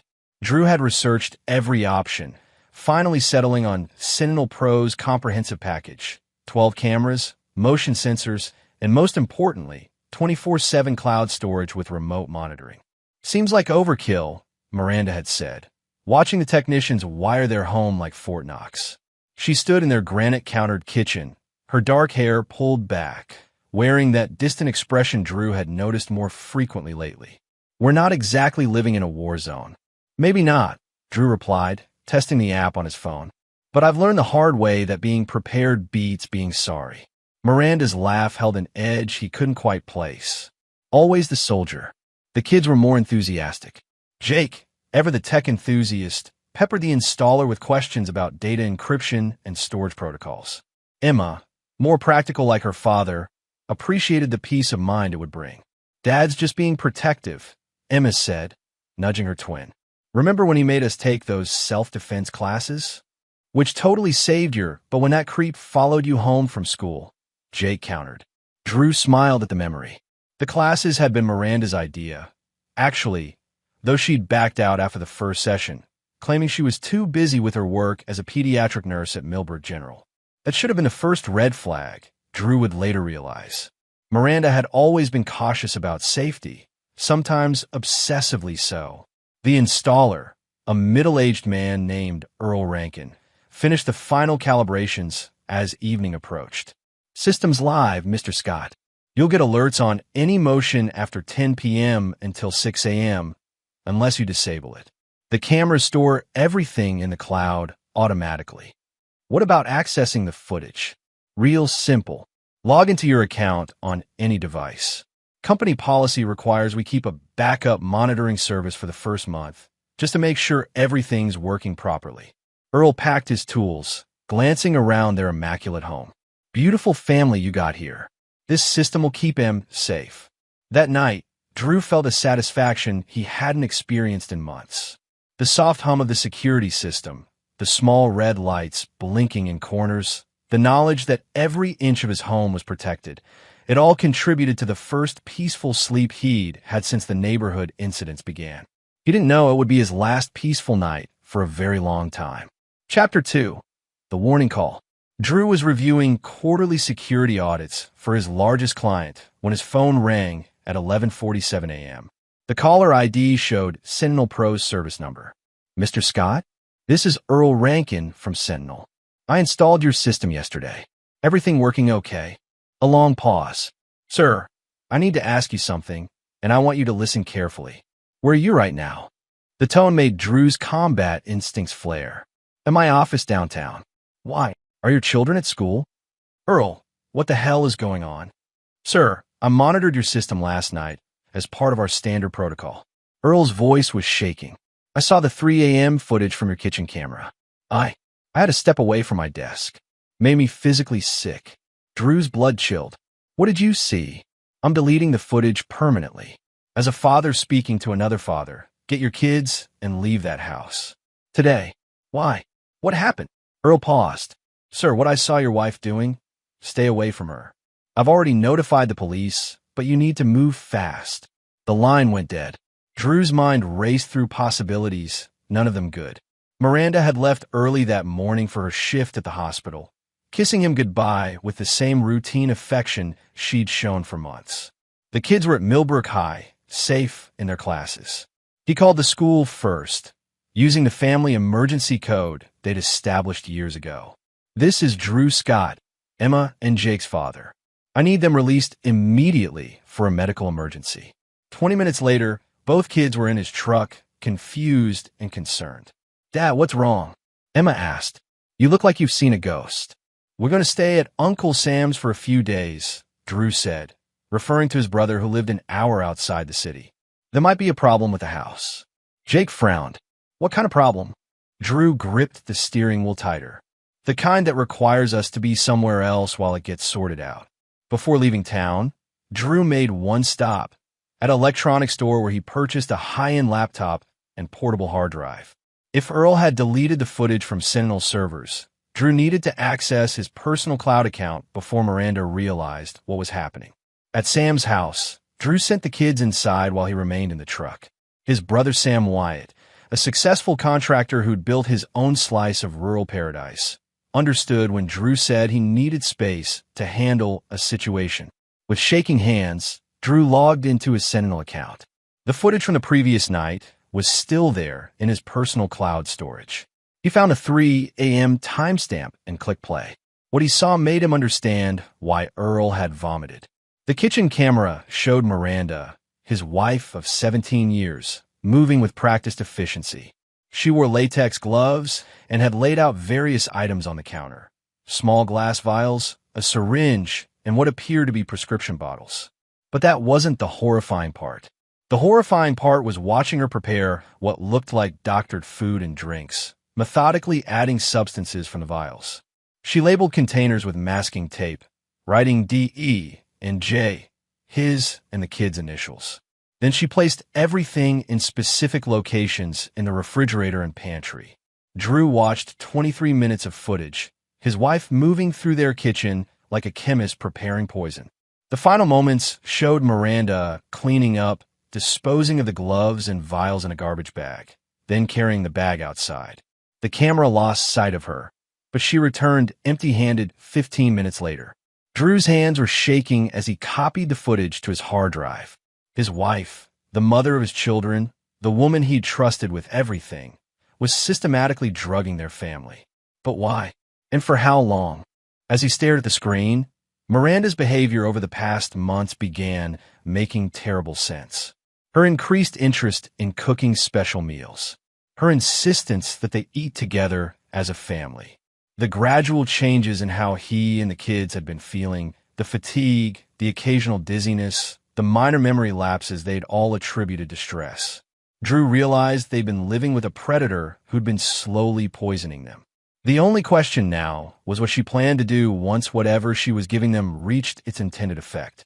Chapter 3. Unraveling the Web. Drew spent the next 2 days in Sam's basement, using his cybersecurity skills to dig into Miranda's digital life while the kids believed they were on an impromptu vacation. What he discovered painted a picture of betrayal so comprehensive it challenged everything he thought he knew about his wife. Miranda's laptop, which he'd accessed remotely using credentials she'd never changed, revealed months of encrypted communications. Drew's military training in intelligence gathering served him well as he broke through her amateur security measures. The emails told a story of calculated deception. The primary correspondent was someone named Billy McMillan, whose messages revealed an intimate relationship that had been developing for over 8 months. But Billy wasn't just an affair. He was a nurse practitioner at Millbrook General, Miranda's colleague, and based on their conversations, her co-conspirator. "The insurance money will set us up perfectly," read one message from Billy dated 3 weeks ago. "Just make sure the dosages remain gradual. We can't have the toxicology reports showing acute poisoning. Chronic exposure will look like a tragic medical mystery." Miranda's response chilled Drew to the bone. Drew's military benefits and life insurance totaled $2.8 million. The kids' trust funds add another $400K. "I've been patient this long. A few more weeks won't matter." Drew discovered that Miranda had been researching undetectable poisons for months. Her search history showed queries about ricin, digitalis, and various pharmaceutical combinations that could mimic natural health complications. She'd even researched how long it took for certain toxins to clear a victim's system post-mortem. But the most damaging evidence came from Miranda's medical records, which she'd carelessly stored in her cloud account. She'd been seeing a therapist for family transition anxiety and had been prescribed anti-anxiety medication. Her therapy notes, illegally accessed through her healthcare portal, revealed her true feelings about their marriage. "I feel trapped in this suburban prison," she told Dr. Melody Grant 6 months ago. "Drew's military mentality suffocates me. The kids are extensions of his control. I dream about starting over, somewhere warm, with someone who understands me." The therapist had recommended marriage counseling. Miranda had never mentioned it to Drew. Further digging revealed Billy's background. He'd been fired from 2 previous hospitals for boundary violations with patients and had filed for bankruptcy twice. His social media showed expensive tastes, luxury cars, high-end restaurants, and gambling habits that suggested someone desperate for money. Drew realized his wife and her lover weren't just planning to kill him.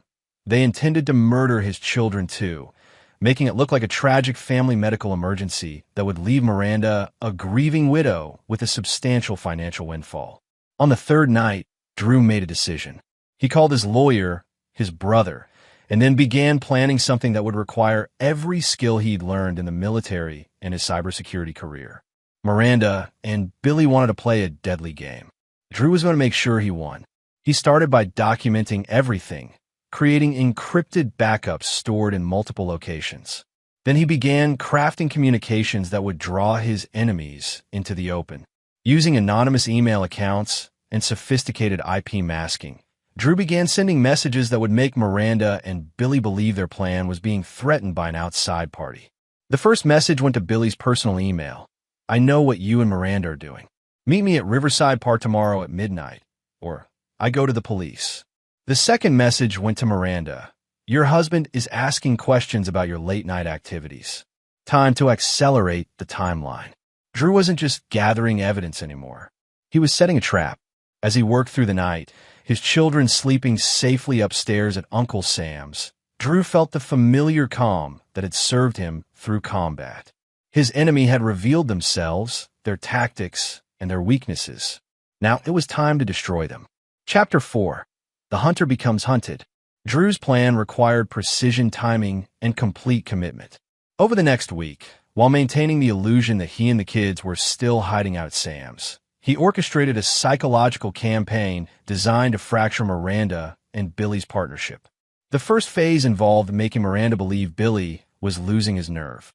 Drew sent carefully crafted messages to Billy's phone, spoofing Miranda's number.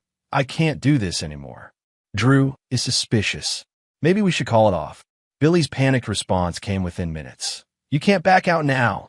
I've already quit my job and made arrangements. We're too far in." Drew forwarded Billy's response to Miranda from an anonymous account with a message. "Your boyfriend is getting desperate. Desperate people make mistakes." Within hours, Miranda was blowing up Billy's phone. Drew monitored their communications, watching their trust erode in real time. The psychological pressure was working. They were turning on each other. But Drew's real masterstroke came from his military contacts. His former unit commander, Colonel Justin Summers, now worked in Army criminal investigation. A single phone call provided Drew with resources that civilian law enforcement couldn't offer. "You're talking about conspiracy to commit murder, Drew," Justin said over a secure line. "What do you need?" "Evidence that'll stick. These two are smart enough to lawyer up the moment local cops get involved. Send me everything you've got. We'll coordinate with the FBI's domestic terrorism unit." Attempted mass murder of a veteran's family falls under federal jurisdiction. Drew uploaded terabytes of evidence to Justin's secure server. The security footage, the poisoned food analysis, which Sam had helped him conduct using his contractor connections to a private lab, financial records showing Billy's debts, and communications proving premeditation. The second phase of Drew's plan required him to return home. He called Miranda from a grocery store parking lot near their house. "Hey, I think we overreacted." The security company said it was probably just a technical glitch with the cameras. "The kids are getting restless at Sam's." Miranda's relief sounded genuine. "Well, thank God. I was starting to worry you'd found out about." She caught herself. "Found out about what?" "Nothing. Just word drama. When are you coming home?" "Tonight. Can you make that pasta dish the kids love?" There was a pause that lasted too long. "Of course. I'll make sure everything's perfect." Drew smiled grimly. He was counting on it. That evening, Drew entered his house for the first time in over a week. Miranda greeted him with an embrace that felt like a performance. The kids hugged their mother, unaware they were embracing someone who'd been planning their deaths. Dinner was exactly what Drew expected. Miranda's special pasta sauce, bread she'd bake herself, and freshly squeezed lemonade. She served everyone with the same loving attention she'd shown for years. Except now Drew knew what was in the food. "This tastes incredible, Mom," Jake said, twirling his fork. "Secret ingredient," Miranda replied, smiling at Drew. "Family recipe." Drew had prepared for this moment. Earlier, he'd swapped out the family's plates with identical ones he'd purchased, each equipped with a small recording device disguised as a decorative element. He'd also taken precautions to avoid consuming anything Miranda prepared. "I'm not very hungry," he said, pushing food around his plate. "Think I picked up a stomach bug." Miranda's eyes flashed with concern that looked real enough to fool the kids. "You should eat something. Keep your strength up. Maybe later." Over the next hour, Drew watched his wife encourage their children to clean their plates, to drink their lemonade, to have seconds of the bread. Each bite they took was captured on audio, documenting her active participation in their poisoning. But Drew had made sure the food was harmless. His final preparation had involved breaking into their house earlier that day and replacing everything in Miranda's poisoning kit with harmless substitutes. Food coloring instead of toxins, saline instead of concentrated chemicals. Miranda didn't know her murder weapons had been neutralized. After dinner, as the kids settled in to watch a movie, Drew received a text from Justin. "Team is in position. Subject 2 is en route to your location." Billy was coming to the house. just as Drew had planned. Chapter 5. Closing the Net. At 10:47 p.m., Billy McMillan parked 2 blocks away from the Scott house and approached on foot, exactly as Drew had predicted. Drew watched him through the security cameras, noting Billy's nervous energy and the small backpack he carried. Drew had spent the day planting evidence that would panic Billy into making this exact move. A fake police report suggesting the investigation was closing in, combined with a spoofed message from Miranda asking for an emergency meeting, had drawn Billy out of hiding. Miranda was upstairs, believing Drew and the kids were asleep. She'd given them the poisoned food 3 hours ago and was waiting for symptoms that would never come. Drew could hear her pacing in their bedroom, probably wondering why her plan wasn't working.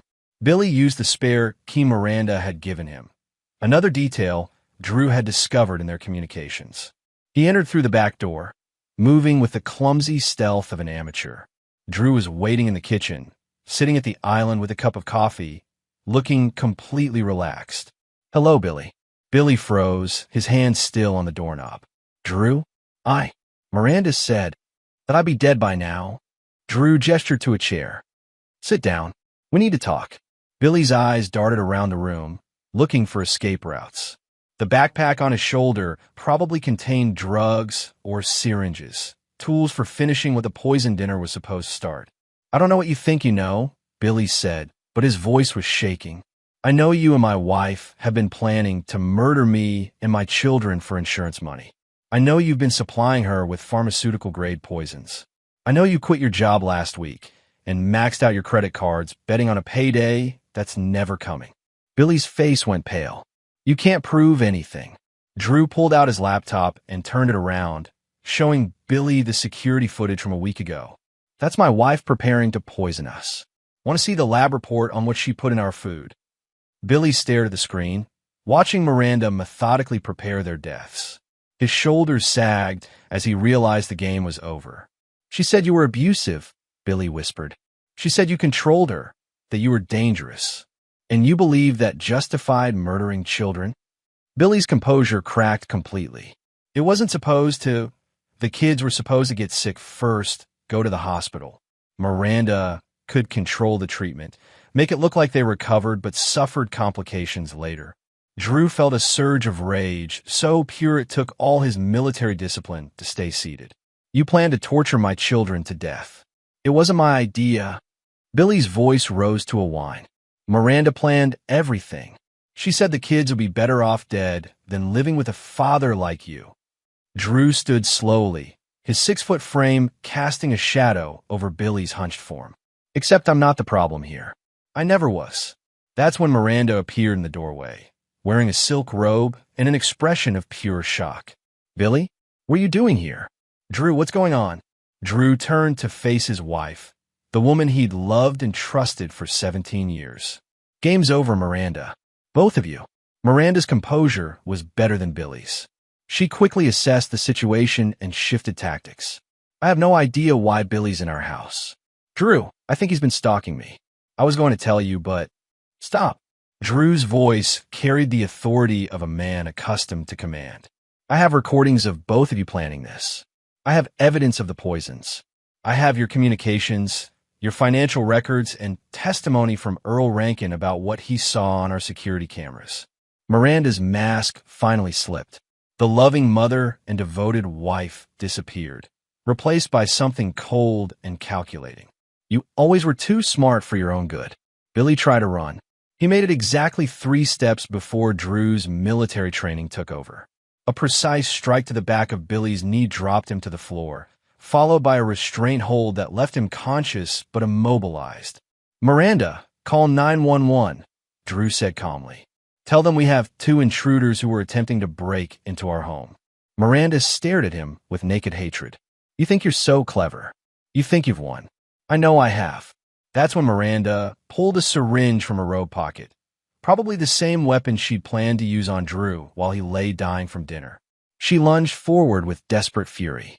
Drew caught her wrist easily, applying pressure until she dropped the syringe. It clattered to the floor, its contents spilling across their kitchen tiles. "Federal agents, nobody move." The front door burst open as Justin Summers led a team of FBI agents into the house. They'd been waiting for Drew's signal, watching and listening through the security cameras Drew had given them access to.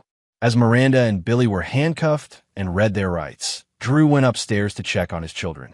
They were both sleeping peacefully, unaware that their mother had spent months planning their deaths. Emma stirred as Drew kissed her forehead. "Dad, what's all the noise downstairs?" "Just some late-night visitors leaving," Drew said softly. "Go back to sleep. Everything's safe now." Chapter 6. Revelations and Reckoning. The investigation that followed uncovered the full scope of Miranda and Billy's conspiracy, revealing depths of depravity that shocked even the federal agents handling the case.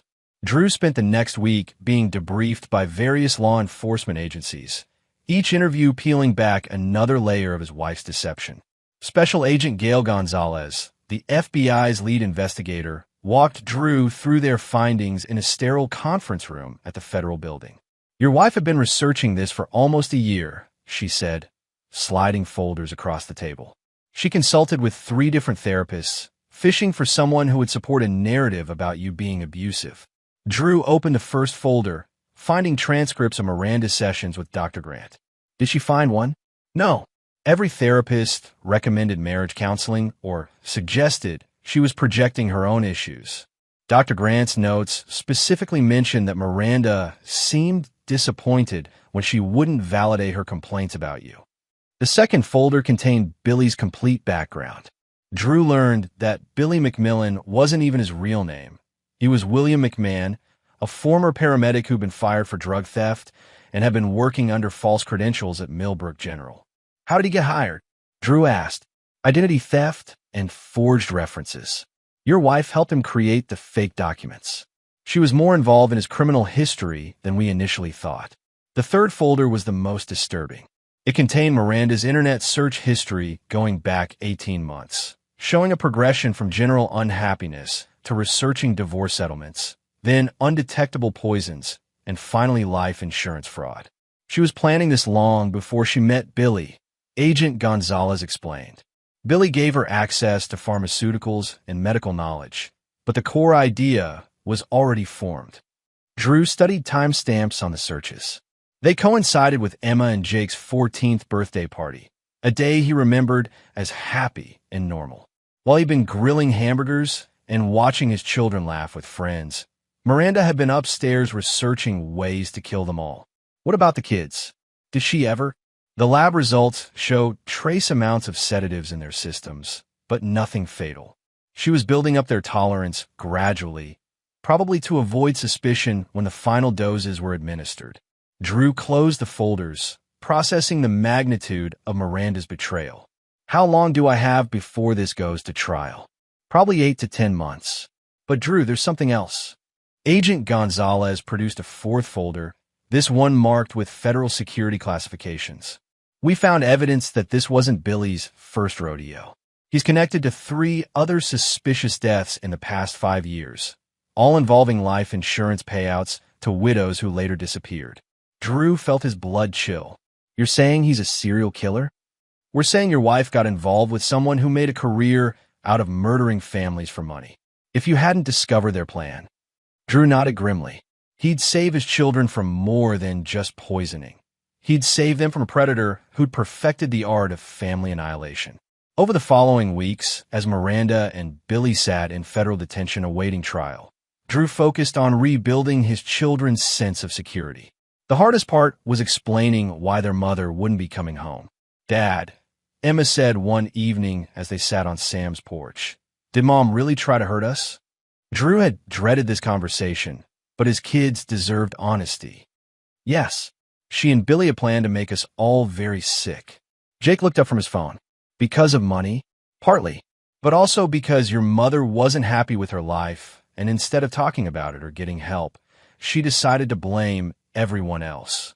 Emma leaned against Drew's shoulder. "Were we ever safe with her?" Drew considered the question carefully. "I think for most of your lives, yes. But something changed in her over the past year.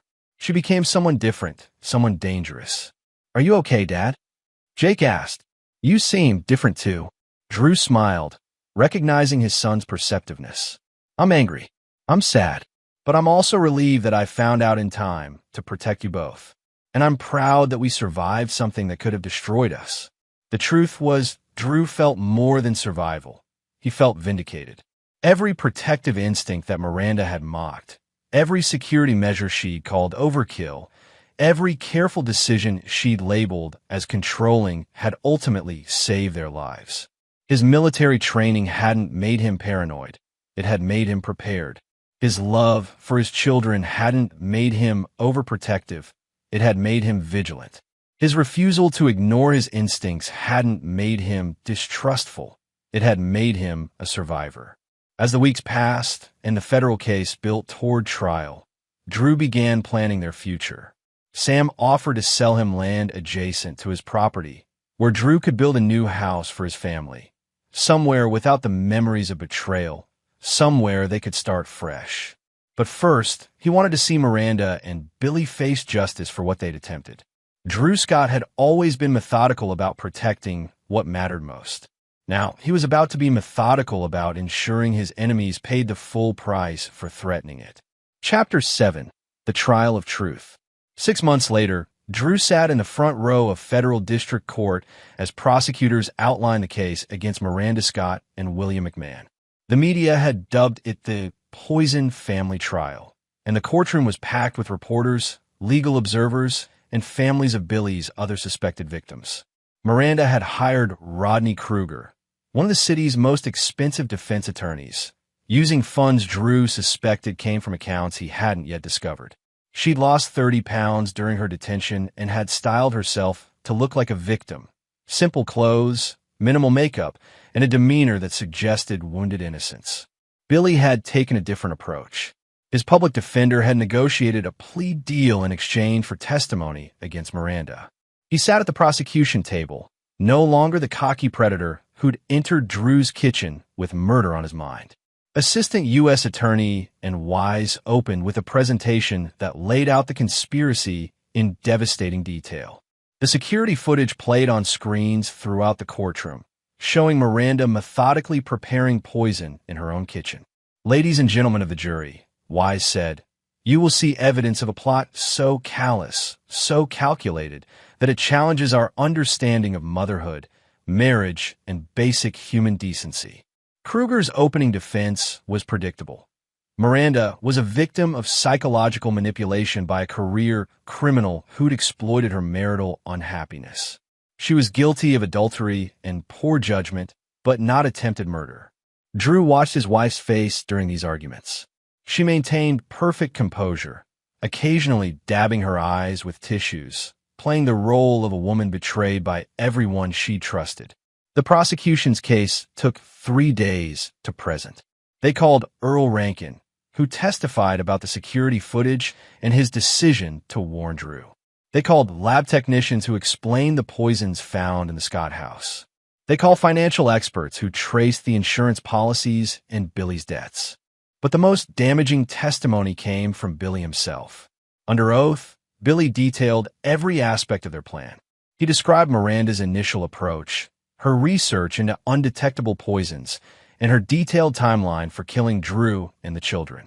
He revealed that Miranda had insisted the children die first, arguing that Drew would suffer more watching them die before succumbing himself. She said it was poetic justice. Billy testified, his voice barely audible. She wanted Drew to know what it felt like to lose everything. Miranda's mask finally cracked. She leaned forward at the defense table, hissing something to Kruger that the court reporter couldn't catch. The prosecution also presented evidence of Billy's other victims. 3 families in 2 states, all involving mysterious illnesses followed by life insurance payouts to widows who'd later vanished. In each case, Billy had been employed at local medical facilities under false identities. Drew testified on day 4. He walked the jury through his discovery of the plot, his investigation into Miranda's activities, and the night Billy came to their house. Did you ever suspect your wife was unhappy? Wise asked.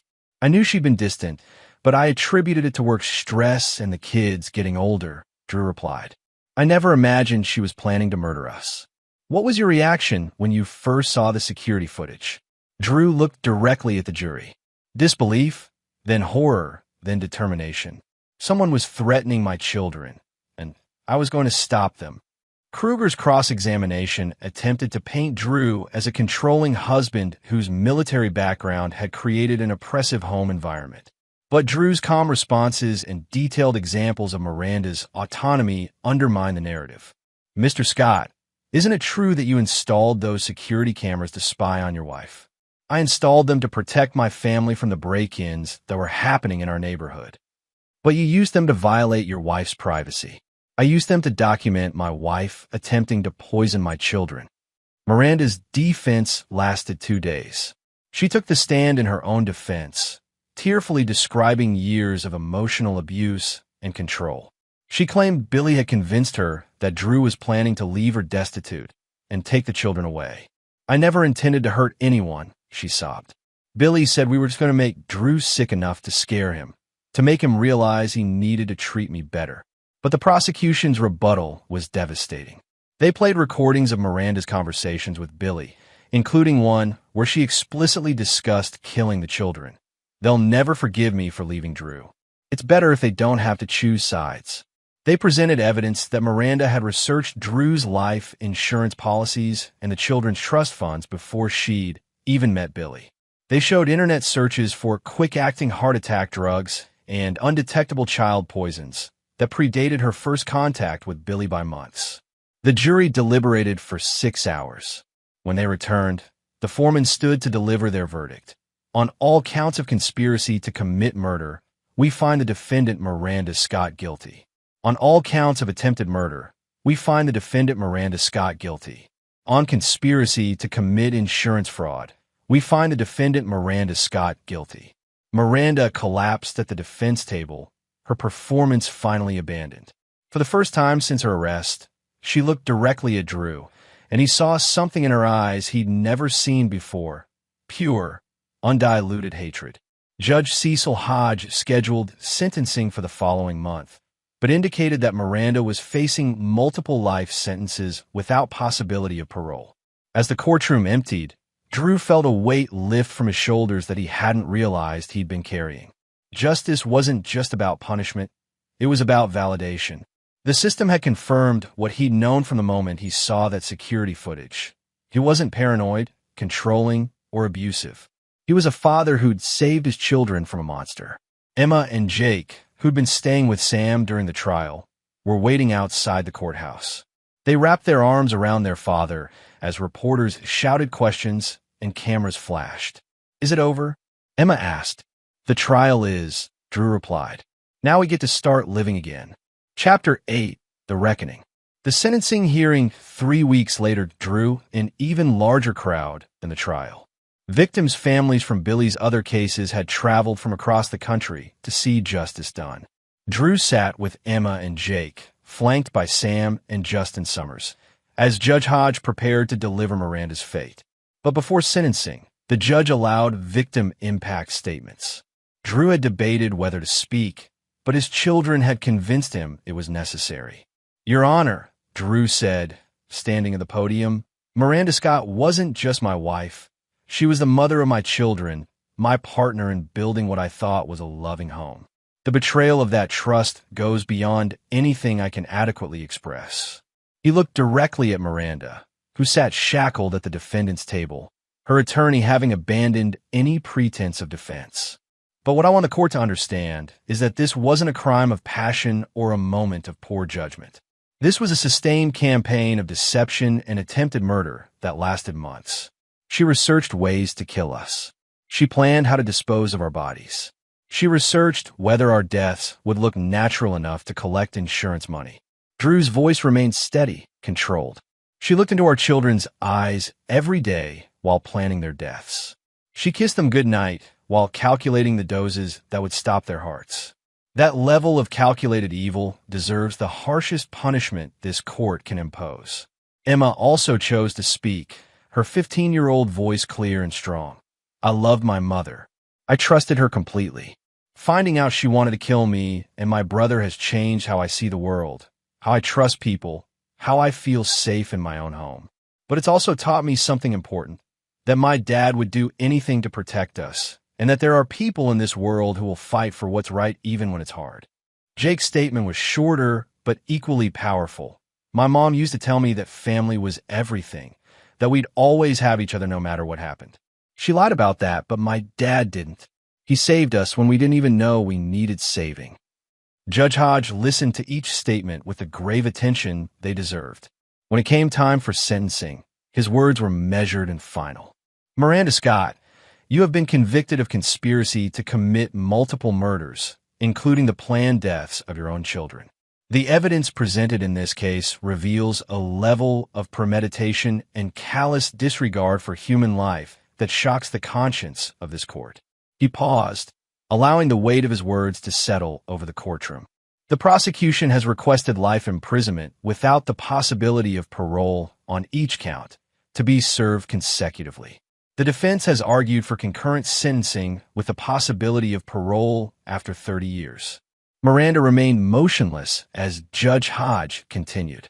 After careful consideration of the evidence, the victim impact statements, and the aggravating factors present in this case, I sentence you to life imprisonment without the possibility of parole on each count of conspiracy to commit murder, to be served consecutively. I additionally sentence you to 25 years for conspiracy to commit insurance fraud, also to be served consecutively. He looked directly at Miranda. Mrs. Scott, you will never again have the opportunity to harm another family. You will spend the remainder of your natural life in federal prison, and that sentence begins immediately. As the bailiffs prepared to escort Miranda from the courtroom, she finally broke her composure. She turned to shout at Drew, her voice filled with venom. You destroyed everything. You never deserved those children. You never deserved me. Drew watched his wife, former wife, being dragged from the courtroom, screaming threats and accusations. He felt no satisfaction in her punishment, only relief that the threat was finally, permanently removed. Billy McMahon, who had testified against Miranda in exchange for a plea deal, received 3 consecutive life sentences for his role in the Scott case and his previous murders. Unlike Miranda, he'd accepted responsibility and expressed genuine remorse, which likely saved him from the death penalty. Outside the courthouse, Drew faced the media one final time. The questions were predictable. How did it feel to see his wife sentenced? Would he write a book about the experience? How were the children coping? My children and I are focused on moving forward, Drew said into the cluster of microphones.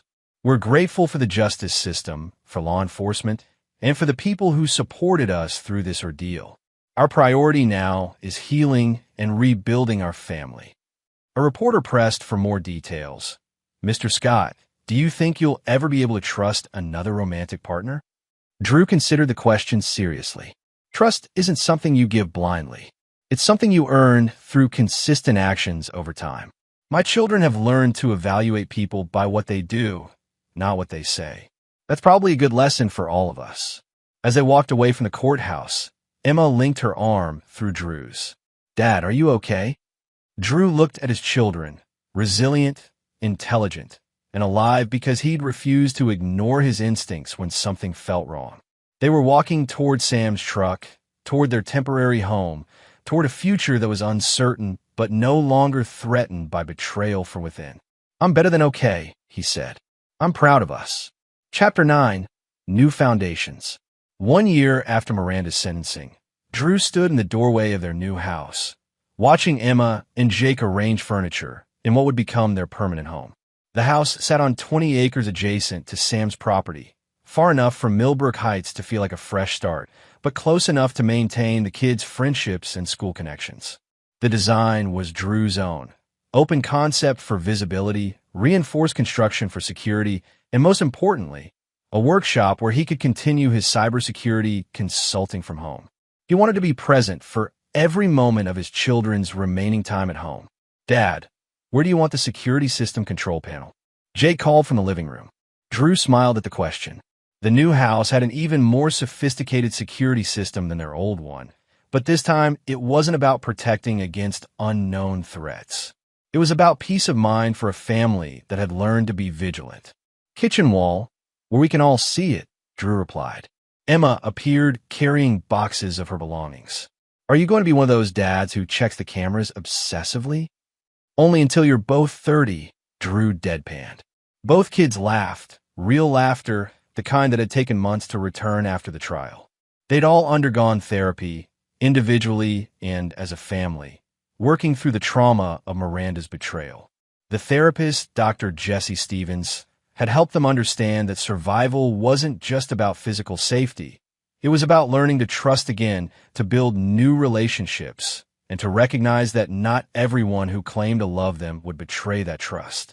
Drew had been the slowest to heal, not from Miranda's betrayal, but from the guilt of not recognizing the threat sooner. Dr. Stevens had helped him understand that Miranda's deception was sophisticated precisely because she'd built it on a foundation of genuine love and trust that had lasted for years.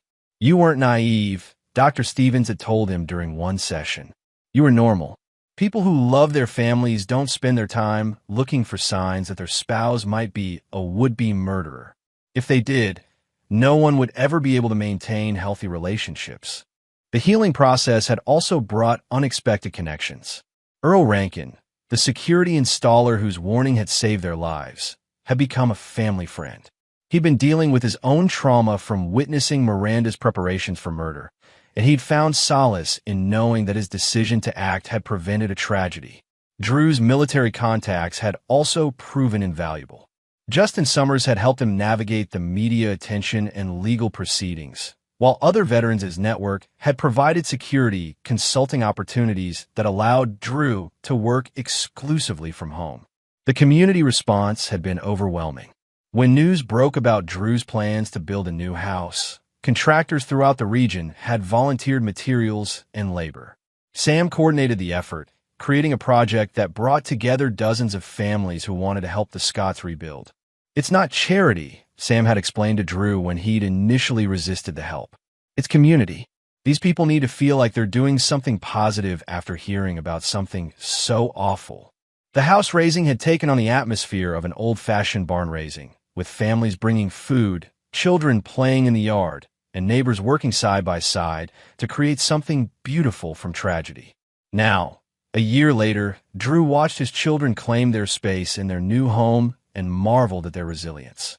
Emma had thrown herself into art therapy and was creating stunning pieces that processed her experience through color and form.